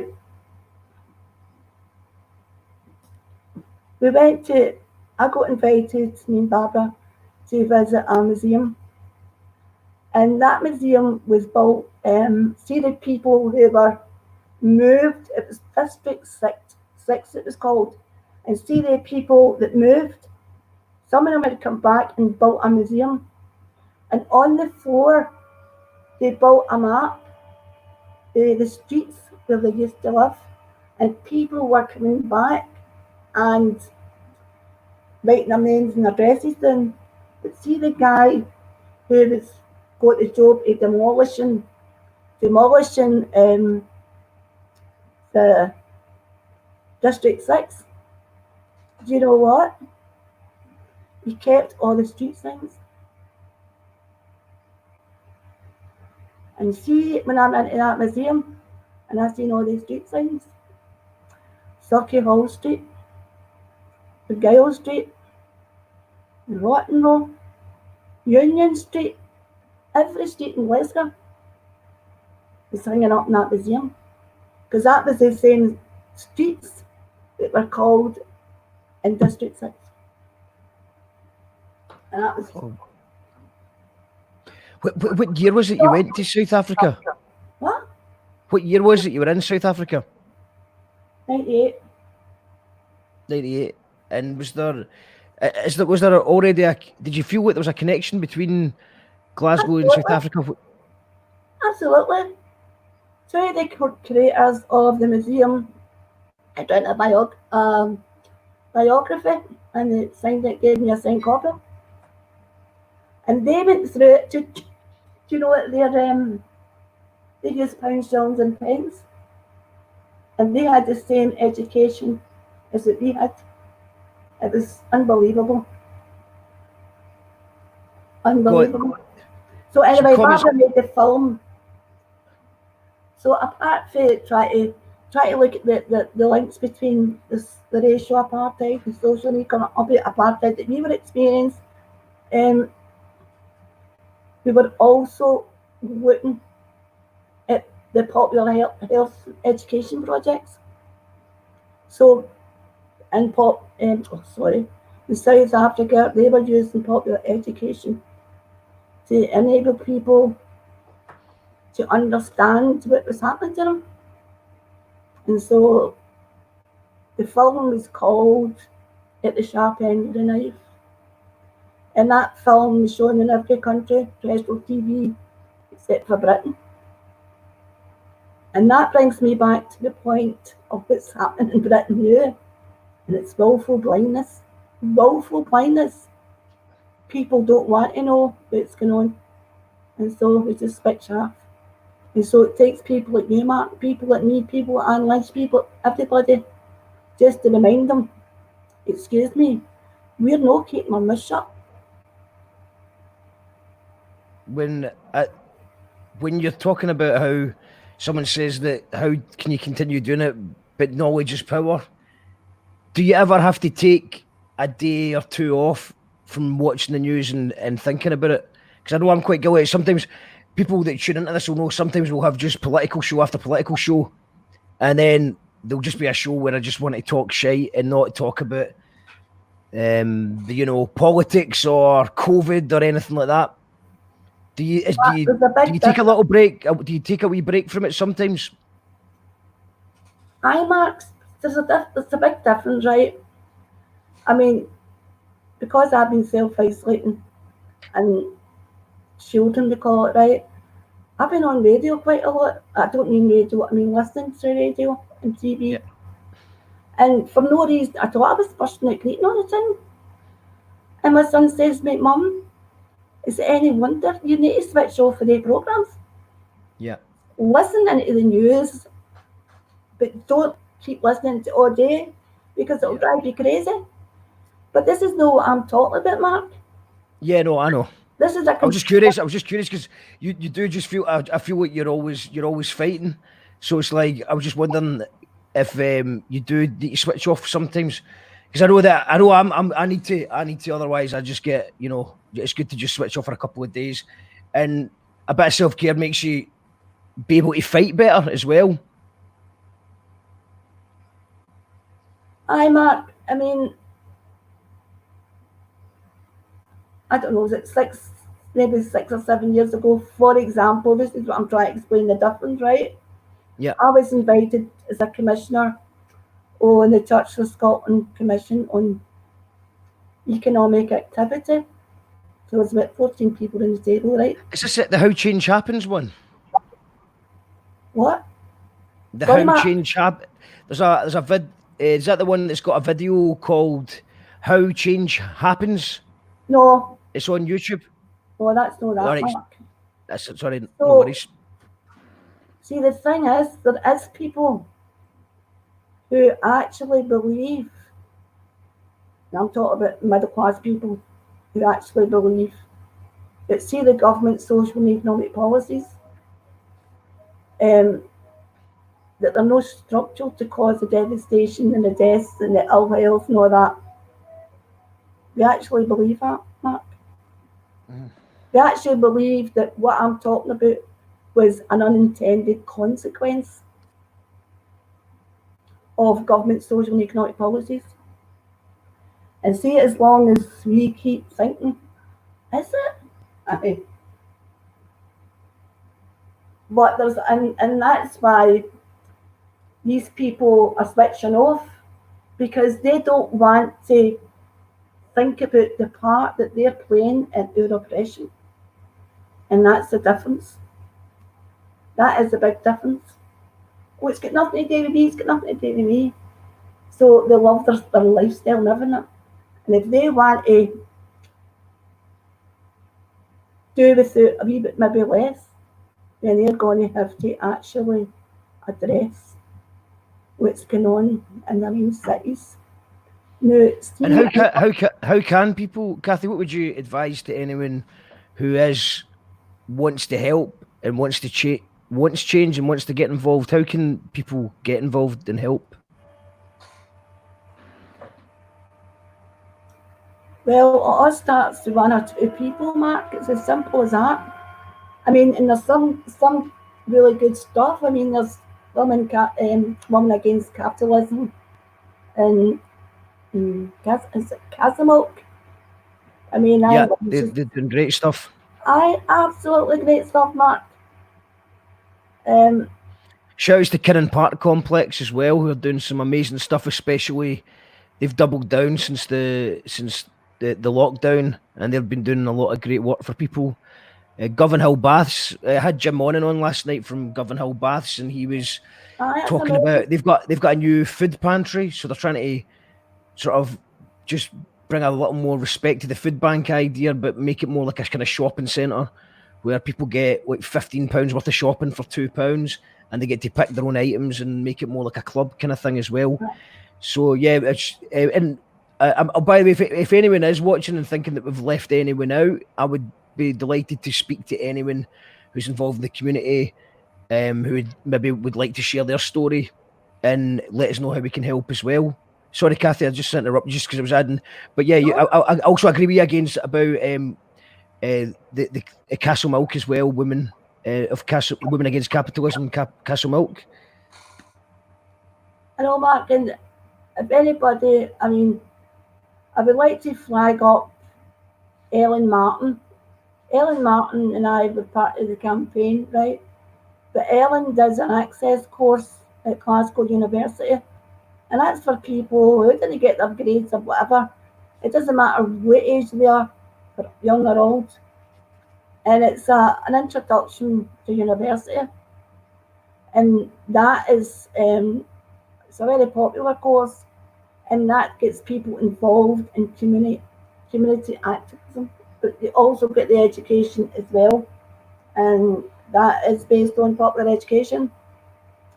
So that's another good link, because there's no way I could have done what I've done unless when I was ready to take a first step into my community, at least I still let it go. And I feel a wee bit guilty now, because a lot of people sit and listen to me and they'll be like, oh my God, why to slit my wrists and I've no let it go. But I think if people just realise the power that they've got inside, people don't know the power. They really don't know how powerful they are. I mean, look at Lockie, for example. I mean, look at the struggle that Lockie went through. And Lockie, Darren McGarvey's working on his second book just now. He's just a new TV series out, and I think he's been nominated for another Orwell Prize for his TV series. He obviously got nominated for the book before, but I think his TV series. But yeah, there you go. That's a good example. And the work that you're doing yourself, Mark, bringing attention to all this stuff. I appreciate it, Cathy. Well, right at the minute, all this is just a wee platform for us to get a chat with interesting people. So, but it's the guests that make it, and it's everyone who tunes in that makes it as well. Otherwise, it wouldn't be possible. I'm going to go back to some of the comments. Mary Holt says Anne Lynch is another amazing activist. One of my peers that I was fortunate to learn from. Well, I have actually messaged Anne while we were talking about Anne. I messaged her on the fly to see if she wants to call in. So we might get Anne on the show tonight. Who knows? That's great. Gordon says, I knew Anne years ago from The Militant. Good woman. Andrew says, another great show. Cathy, a very interesting person. I'll be looking for her in the future. Respect to her. Great champion of the people. A true Glaswegian. And Charlie says we will all be dead in Glasgow before being able to draw a pension. Say that again. We will be all dead in Glasgow before being able to draw a pension. Exactly. Well, they do keep on moving the goalposts a bit, don't they? It's like, all right, you'll get it when you're 65, and then you get to 65, and it's like, oh no, you need to be 70 now, and it's sort of just creeping up. I mean, this is the biggie. They've come for the biggie now. Seriously. I just remember some of the the funny stuff that happened during the campaign. I mean, obviously, that was quite funny. Anyhow, one incident happened to me was when I was going to invited to speak. That's right, at a conference on fuel poverty, and just like that, I had the card meter, and I went to dry my hair, and the electricity went out. Oh my God, I got to take my God days. I ran out to the post office in the corner, and I got 2 power cards, cost me a tenner, right? And I come back then, and I went to put them in the meter, and I didn't have them. And I went, oh my God, don't tell me I must have left them on the counter. So I runs away in, big queue, mile long, right? It's up to the counter, and I went, no, and you left it. I went, well, no, got them. So I came out and I started looking down everybody's feet to see if I dropped them. This guy said, Peter cares. I dropped them and somebody picked them up and he's going to keep them. But he felt I needed them more than what he did. He says, listen, I've not done like it for 3 months. So I can't believe my luck, and I saw that they 2 kids lying in the street. But there you go. So that was a bloody scream. So that was before you gave a speech about poverty? Well, that was the start of my speech. That was the start of your speech. Did you ever get your hair dried? Well, I did. But I remember I know it is hard for people to speak up. I mean, it really is. Even Mark, even the night I was like, oh my God, I'm dead nervous. I'm still nervous. Do you know what I'm saying? It doesn't leave you. It really doesn't leave you. But I remember my major first conference was to highlight the results of the Housing and Health campaign. And I says to Sonia, I'm telling you, it was before that, Sonia, who was a senior researcher working with us, East Hall, and I said, Sonia, I want you to tell them this and I want you to tell them that. She went, Cathy, I'm not telling them anything. She said, you got to tell them yourself. And I was like, what? She went, you're more than capable to tell them yourself. And that was the start. But the work that I've been doing with David in Australia, it's all about the war without bullets. And we're still writing about it. But I was trying to think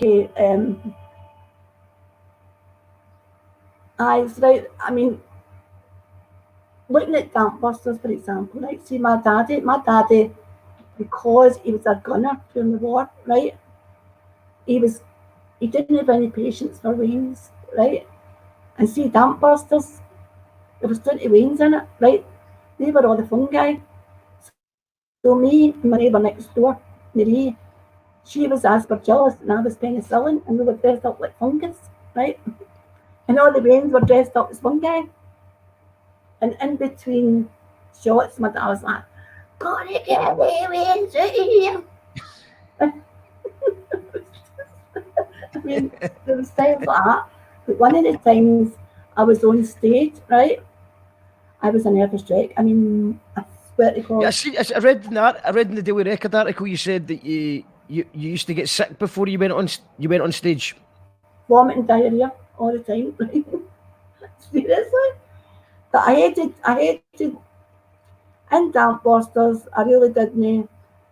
I helped to write it, but I didn't want to act in it, but it was too many characters, and I ended up with 3 characters. So I played one of the characters was the guy for the TSB, the woman, who'd come to take samples of the fungus, right? And it was one of the cases, with the numbers on it. So I would go on stage, and there was a house, right? And I'd go up. I've just taken samples, put them in a petri dish, right? And I couldn't get the case opened. It turned out the Waynes had been playing with the combination lock. I was like, I was ready to have diarrhea. So you're vomiting and diarrhea before you do any speech, and then you're just sort of launched into an actual play where you're playing not 1 but 3 characters. That must have been intense. That was shocking. And see, everybody else, they all loved it. I mean, they absolutely loved acting, but I really didn't. It was really. You need to get this. You need to get this uploaded to your YouTube channel, Cathy, because you've got a YouTube channel up there. I'll put a link in the comments to anyone who's wanting to subscribe. Let's get your subscribers up a wee bit. Marty Party's got a comment. Shout outs to Marty, absolute legend. He says that's Marty Party. He's a legend. He says very insightful talk tonight. If only we could have a fair deal for everyone and more power to the people. Our leaders could learn important lessons from Cathy. Yeah, I think so. Have you ever thought about getting more involved in politics and maybe sort of being a politician? Mark, I have never been involved in party politics. What about an independent? I'm not a fan of party politics myself, but would you consider being or would you? Did the thought ever go through your head to be an independent? No, because see, during the early days of the campaign, I was thinking about joining the Labour Party, right? Until I went to a Labour meeting, and I thought, fuck, this is corruption, right? I've seen nothing, and I thought, I don't want to be part of any political party, because what I realised was that, see, when you get involved in party politics, nobody listens to you anyway, because they don't listen, and so you lose your voice completely. You've got to kind of toe the party. That's kind of puts me off as well. Is you've got to toe this party line, and you make excuses for people in your own party. You excuse their behaviour. You excuse their behaviour, but if someone in the other party does the exact same thing, you attack them for it. And I do see a lot of hypocrisy in it, which is why I kind of sort of stay away from that side of things. Aye, because at the end of the day, their first allegiance is to their party and with the people. And obviously that was my biggest learning when I realised that the district council, who were the Labour Party,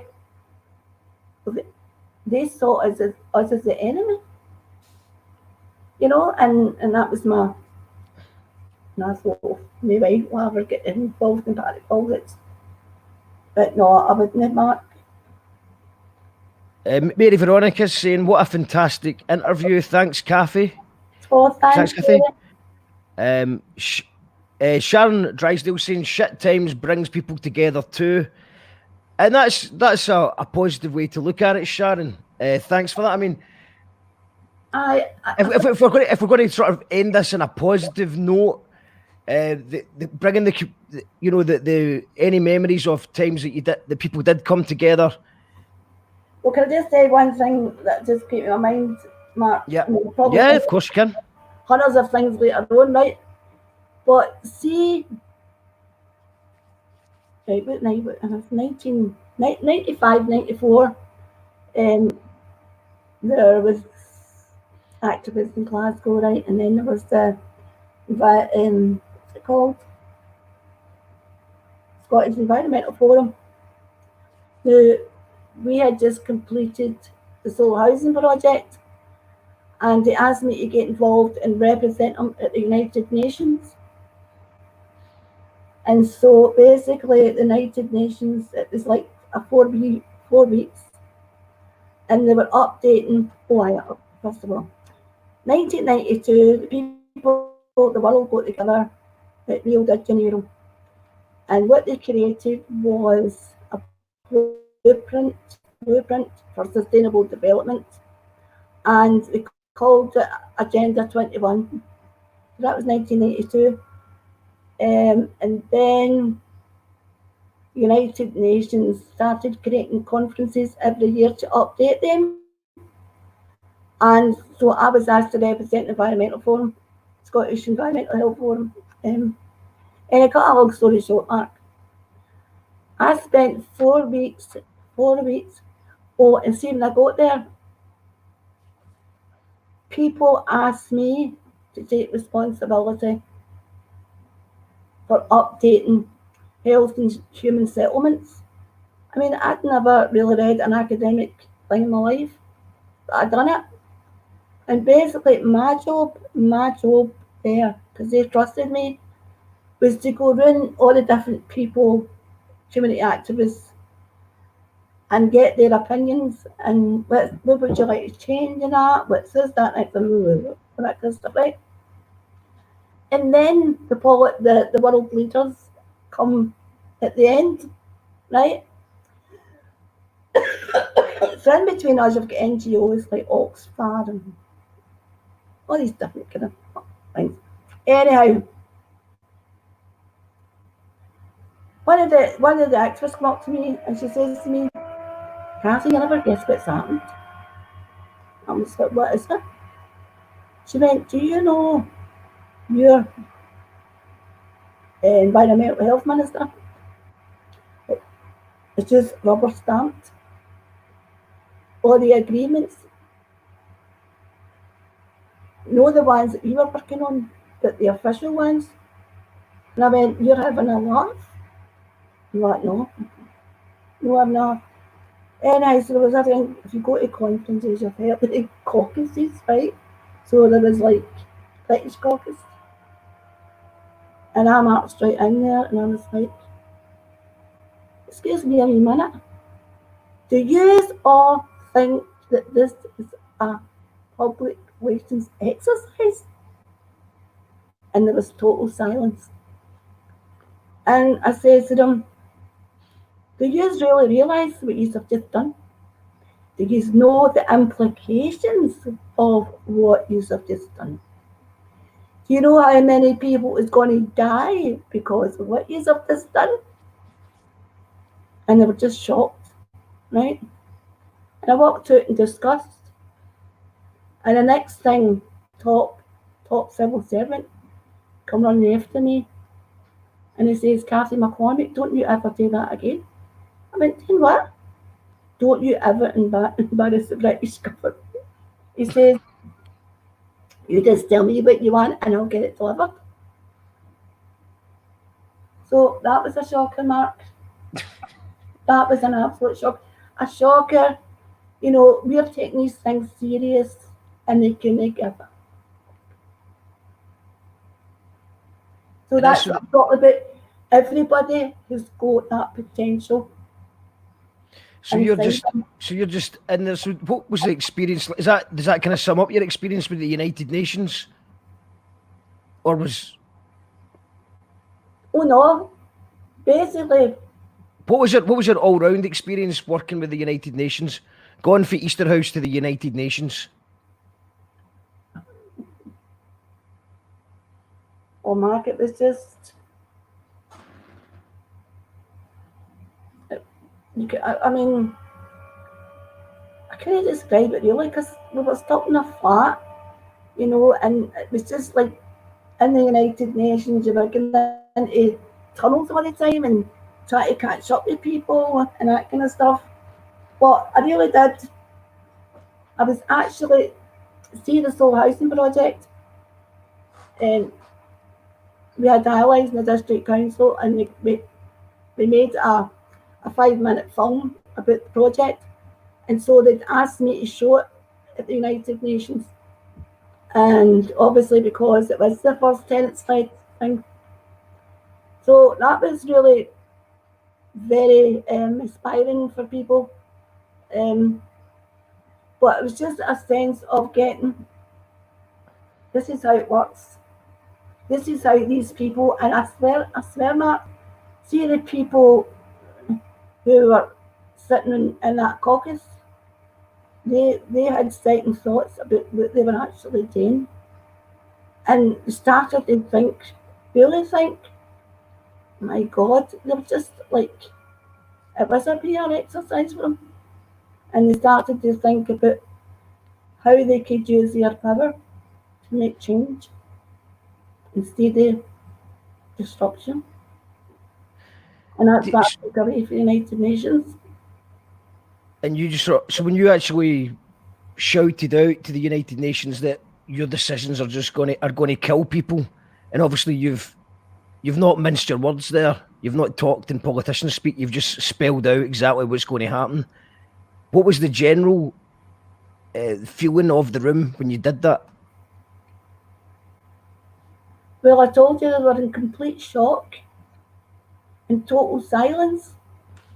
Absolutely shocked, Mark, because obviously they had never really experienced, because I'm not an NGO, that's what they call them, NGO. Nobody pays my wages, you know, so I'm not fearing in case, get into trouble, you know, so it was like, I can say what I like. And that is the other reason why I didn't get involved in party politics. Because nobody, when I got my voice, nobody was going to gub me. That's a brilliant point, Cathy. And I think that if you, it just proves how important it is to have people who aren't involved, who can just speak from an independent place. And we've actually got tuned in, as Loki's tuned in. He says hi. How you doing? We're just talking about you a minute ago, Darren, and shouts to Becky as well, who's tuned in. Oh, Darren, I'm glad you tuned in, because Patrick Bowes just sent me a copy of the book that you reviewed for Ellie. So I'm obviously I've not read it. I've not had time, but I look forward to reading it. And obviously I read your reviews, which was absolutely fabulous. And I just wish you were on the programme just now, because that whole thing, I was just one of your quotes was about what the fuck is neoliberalism? You know what I mean? Try to explain that to people. See, when I first heard about it, you know. Well, maybe Darren can come on the show. I'll message him the link. I'd be good if he could explain it, but he probably would explain it better than me. Dan's probably had to have a quiet night off, but I've sent him the link anyway. Don't worry, Dan, if you can't do it. But if you're tuned in anyway, you might as well just jump on the show. That'd be good. Well, while we're waiting, I've sent the link, Darren. I've messaged it to you, and I've messaged it to Becky. So if you can jump on, man, just click that link. Going through some more comments. We've got great chat. Thanks, Kathie Mccormack, says Johnny Sloan. Glad that you're doing well, mate. Glad you're back and recovered. Let us know if you have recovered. I'm assuming you've recovered if they've let you out of Mexico. What a star you are, Cathy. Respect, says Sharon. Alan says, absolutely brilliant interview. And Mary Veronica's saying brilliant as well. So lots of people loving your work, Cathy. So it's maybe a good time to also point out the Yellow Butterfly book. Oh, I think we've got Darren. All right, Darren. I don't even know how I ended up here, man. I just saw the link and I thought, fuck it. Do you know what I mean? So I just hello, Cathy, how are you? I am all right. I'm glad you've tuned in. Aye, well, we just got in with the kids. We've been out trying to find a bit of sanity. Unfortunately, there isn't a lot out there. What actually know? Daniel is 4 and Lily is 2. Really? And they're loving lockdown. They are loving lockdown. How are you getting on? I see you've got some kind of breathing apparatus going on there. Aye, Mark. I got it last year, obviously. I've got a chronic lung condition. Right. I mean, that was the other thing I meant to talk about as well, actually. I'm glad you mentioned it, Darren, because, like, the schemes, there's an epidemic, it's COPD, and there's a sort of an epidemic of women in about my age that I've got it. A lot to do with damp housing. I mean, I did smoke as well, and that wasn't helping it. But so a kind of double whammy. Yeah. So at the end of the day, so now I'm on oxygen 24/7, but I can still do what I do anyway. And Yeah. I've got myself a fabulous mobile scooter, and my son's just after build me a fabulous ramp. So amazing. I'm just desperate to get back out there. Have you been shielding? Darren, I've not been out the gate for 13 weeks. Fucking hell, man. Fortunately, I've got a back in the front garden. But you're never going to believe this, right? I've got myself 3 visors, a blue one to go with my scooter, a pink one, right? And I've got 50 disposable masks and 10 other masks. I mean, it's just, it kind of makes you kind of paranoid. So it'll be a big challenge for me to go at my gate. But I mean, I can't see that it's not affecting anybody's. I mean, everybody's mental health must be affected with the lockdown. I think it's whatever. Like, you've got people, basically whatever situation you're in, it seems like the shitest situation to be in. You know, whether somebody's in on their own all the time, or whether somebody's got an addiction, or whether people are shielding, or in our situation, two young kids, you know what I mean? Like, it's really kind of, it's mentally challenging. But actually, like, what I'm finding for us is, it's just the way that it grinds you down, you forget to be grateful.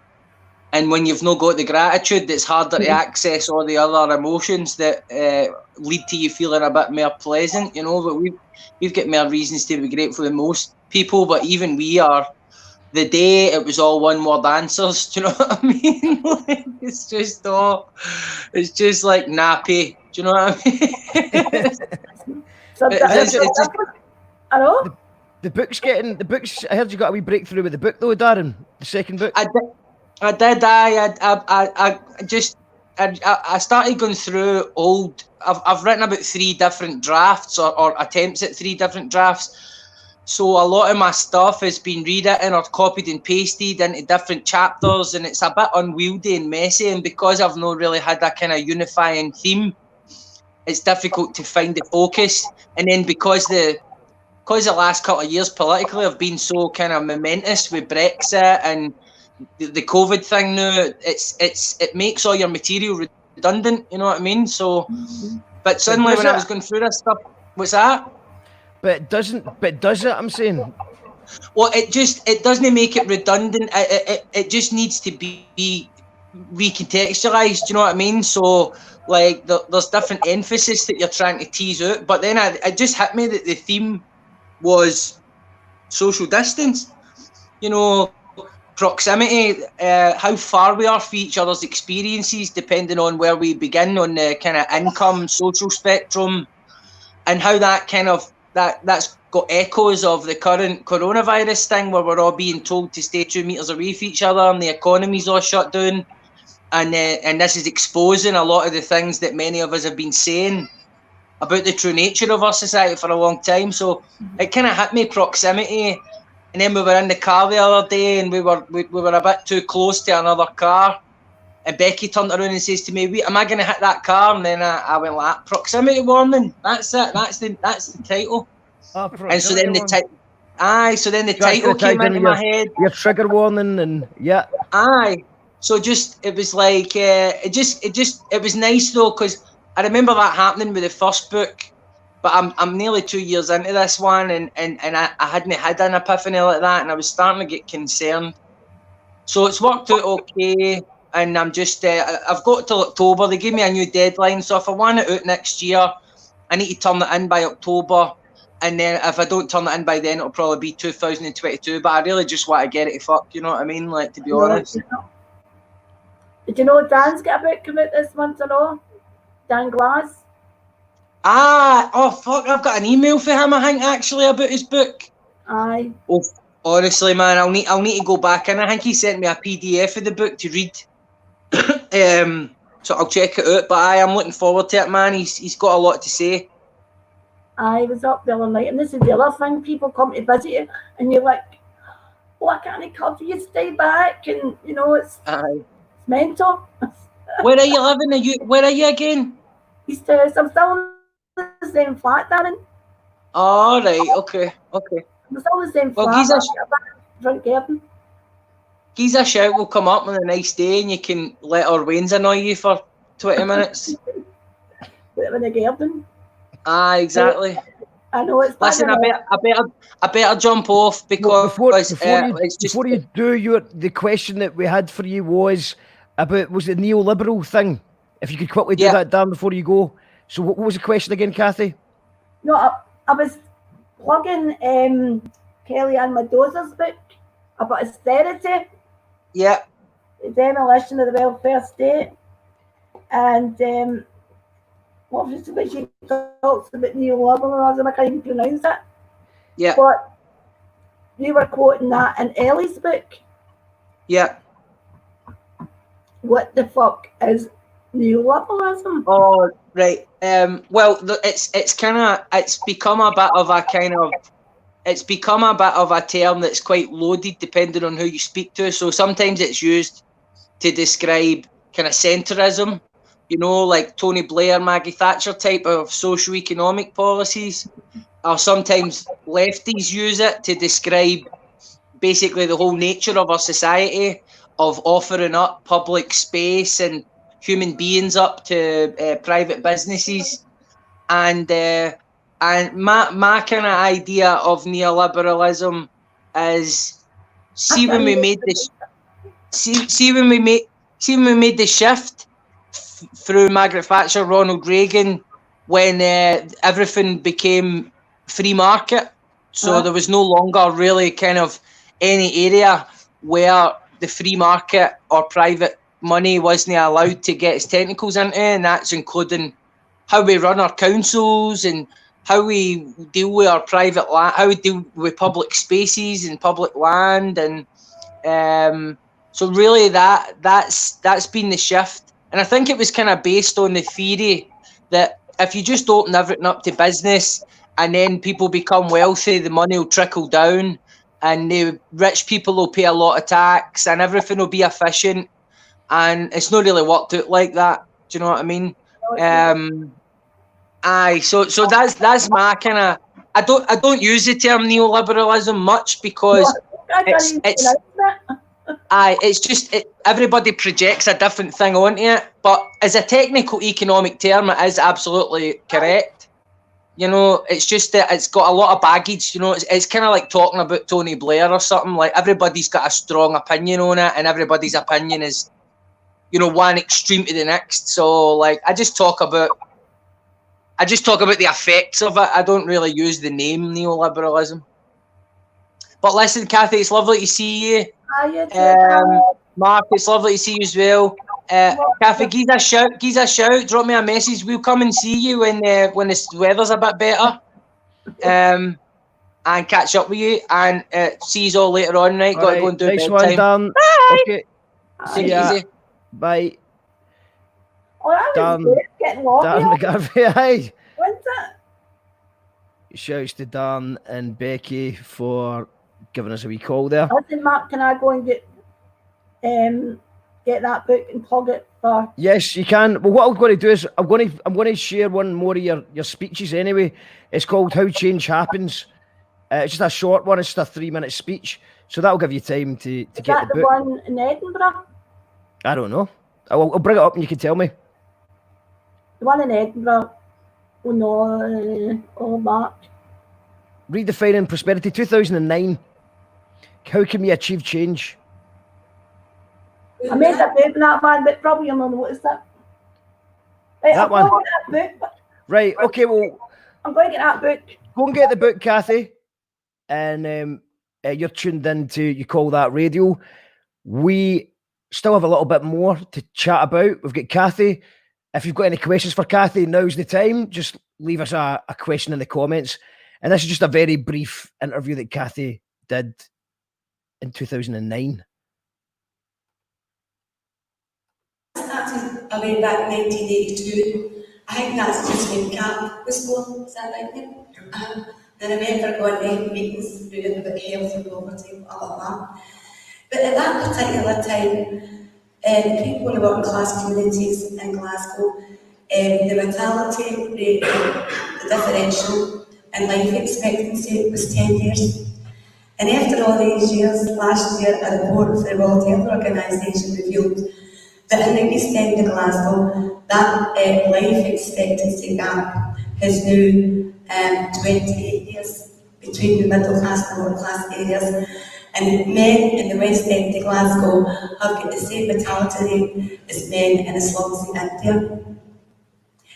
And so, but I am hopeful, and what is really making me hopeful and what really excites me is because people in this country have been made so aware of the dangers of passive smoking and totally, absolutely oblivious to the dangers of passive poverty. And yet my whole experience has enabled me to understand that these immoral structures are the very same immoral structures that are destroying the rainforest.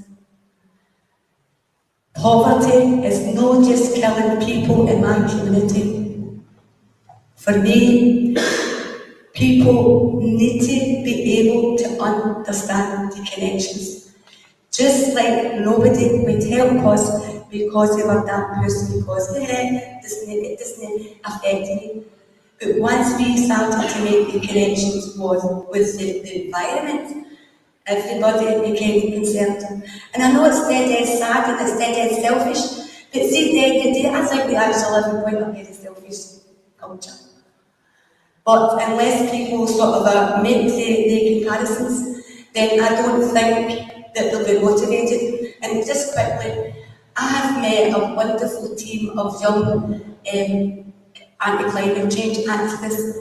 Absolutely wonderful to see this generation full of vision and full of fight and full of spirit. And so what's happening is the older and new generation of anti-poverty and anti-climate change activists are coming together for the very first time to learn about the issues in each other's camp and to look at how we can learn from each other what worked in the past and how can we make things better and how can we work together in the future. So hopefully that conference will be next year and hopefully you'll hear all about it.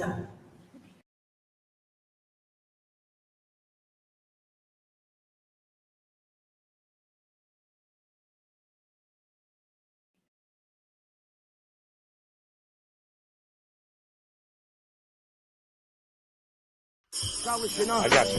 Ready? Yeah, he's 1 2. 1 2 1 2.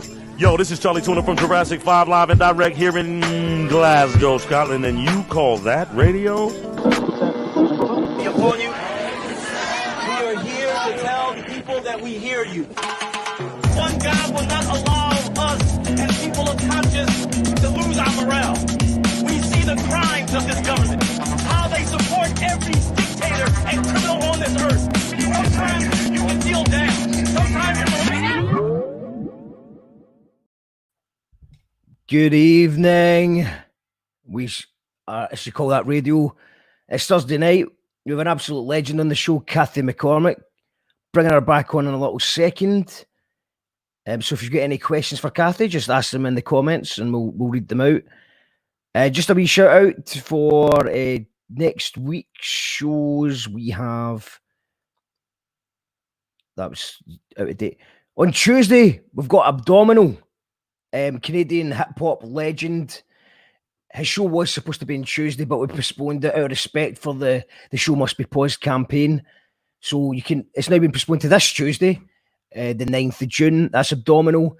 And then on Wednesday the 10th, we have World Poetry Slam champion Sam Small in the house, who also runs Speculative Books, which is the publishing company that many of the poets that have been on this show before have released books through.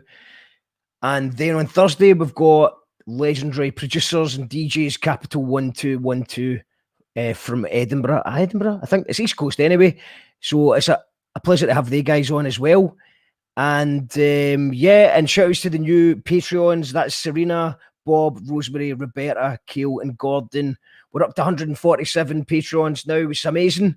So if you do want to support the show, you can do so by becoming a Patreon at patreon.com/you call that radio. We're here live every night or most nights at 7 o'clock. And Cathy, how you doing?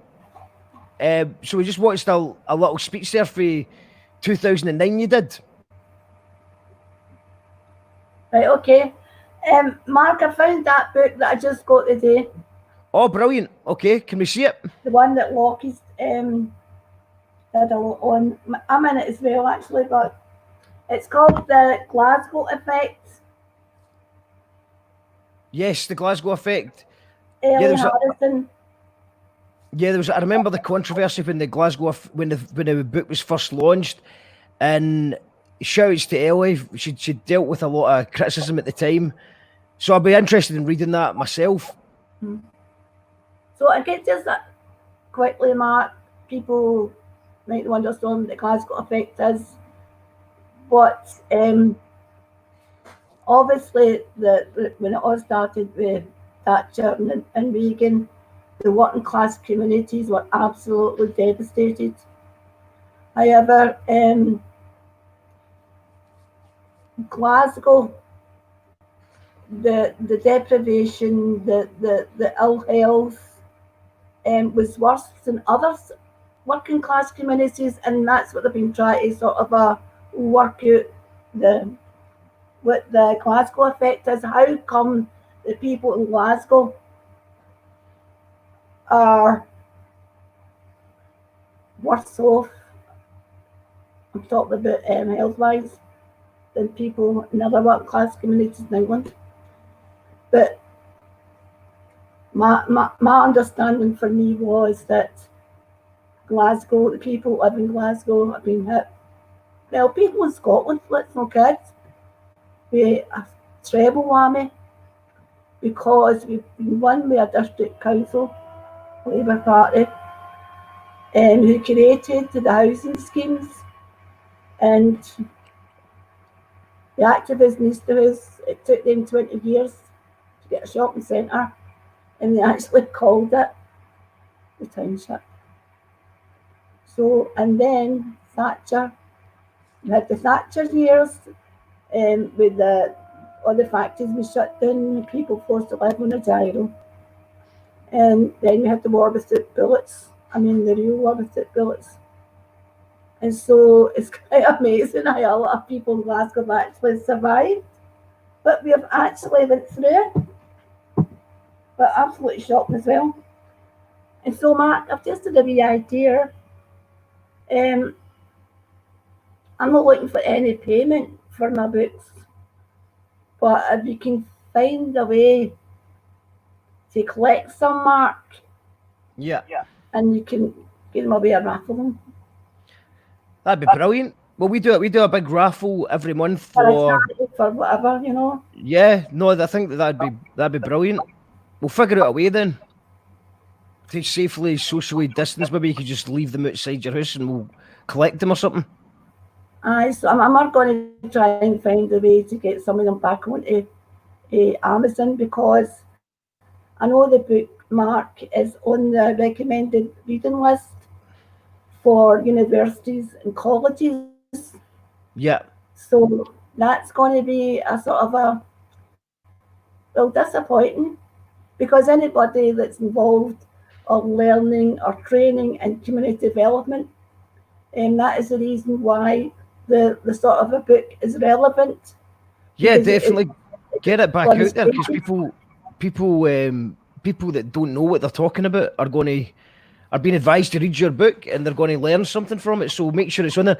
I personally have never sold anything on Amazon, so I don't know specifically how to help you with that, but I'm sure I can No, find I'm out. not interested in putting it on Amazon. I'm not saying that. I'm just saying. Well, yeah, get it online so people Like can me, get it.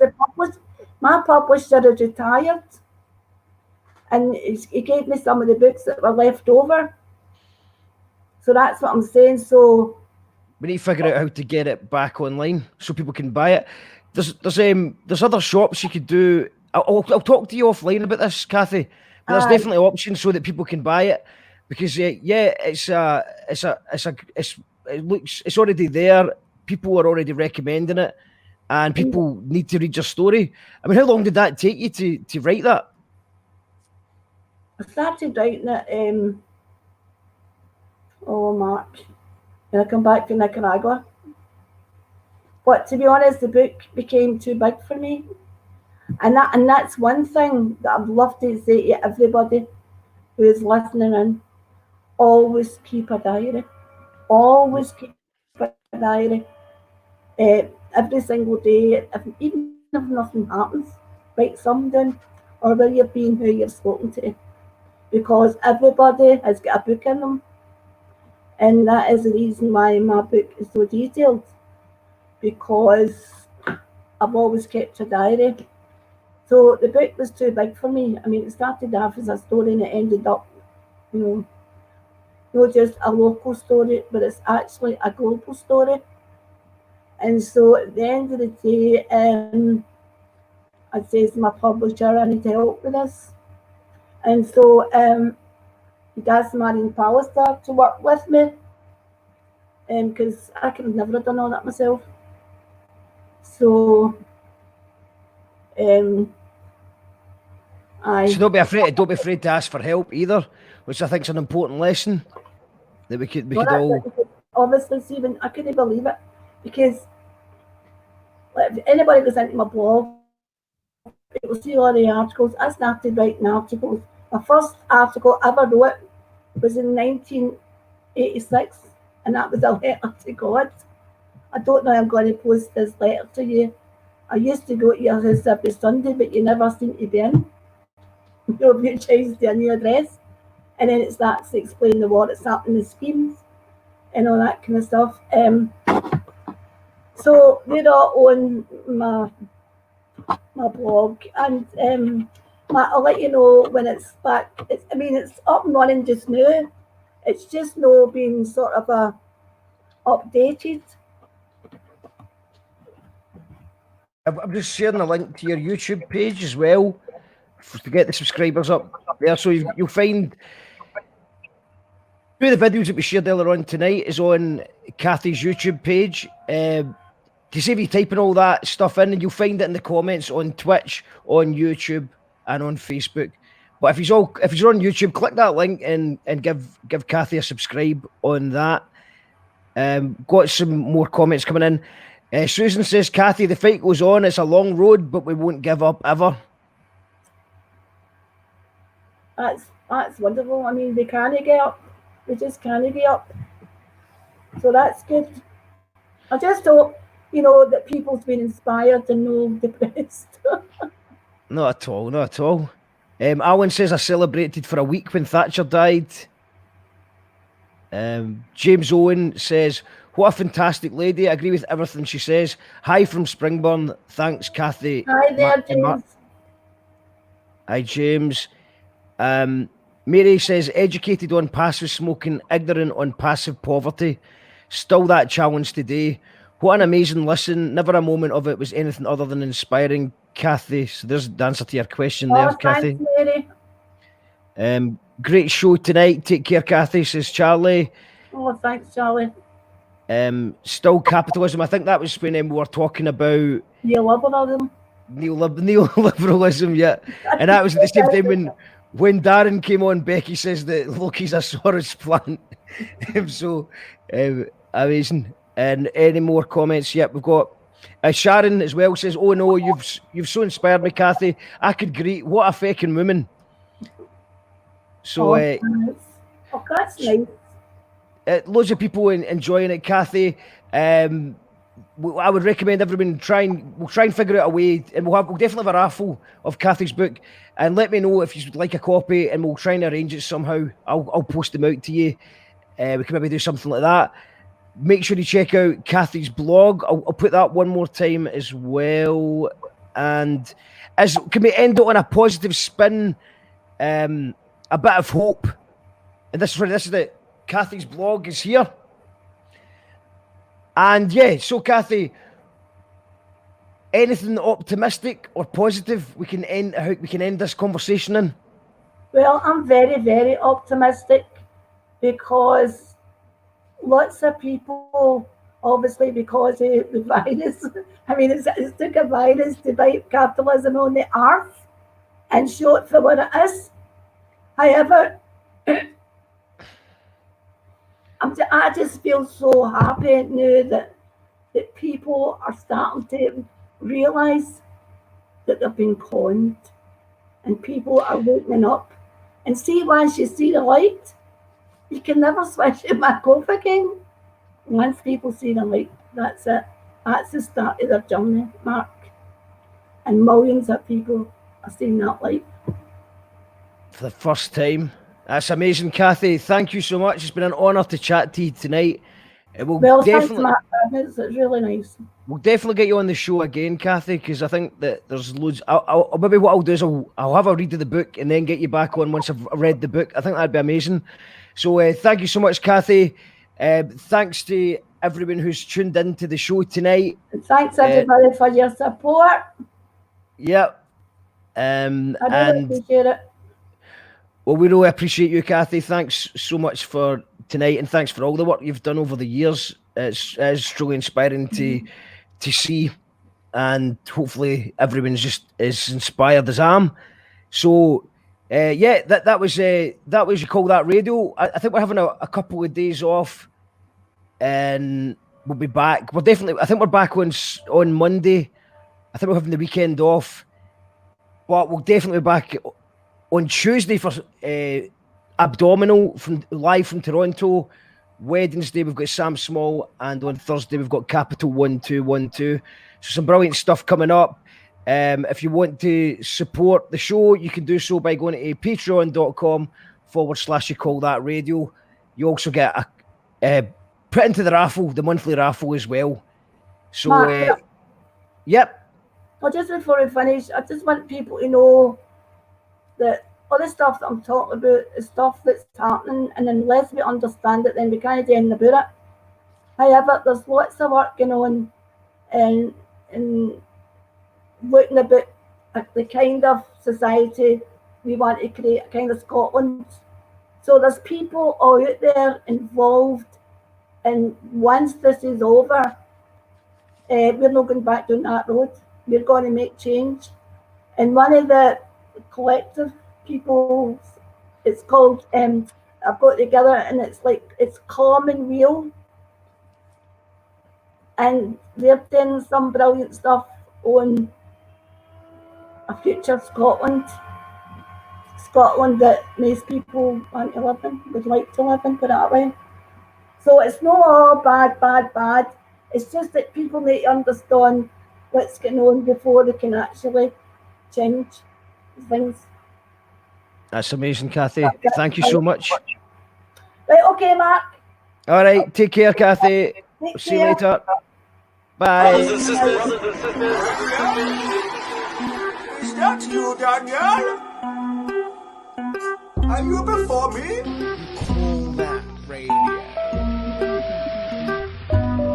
You Call That Radio. You Call That Radio.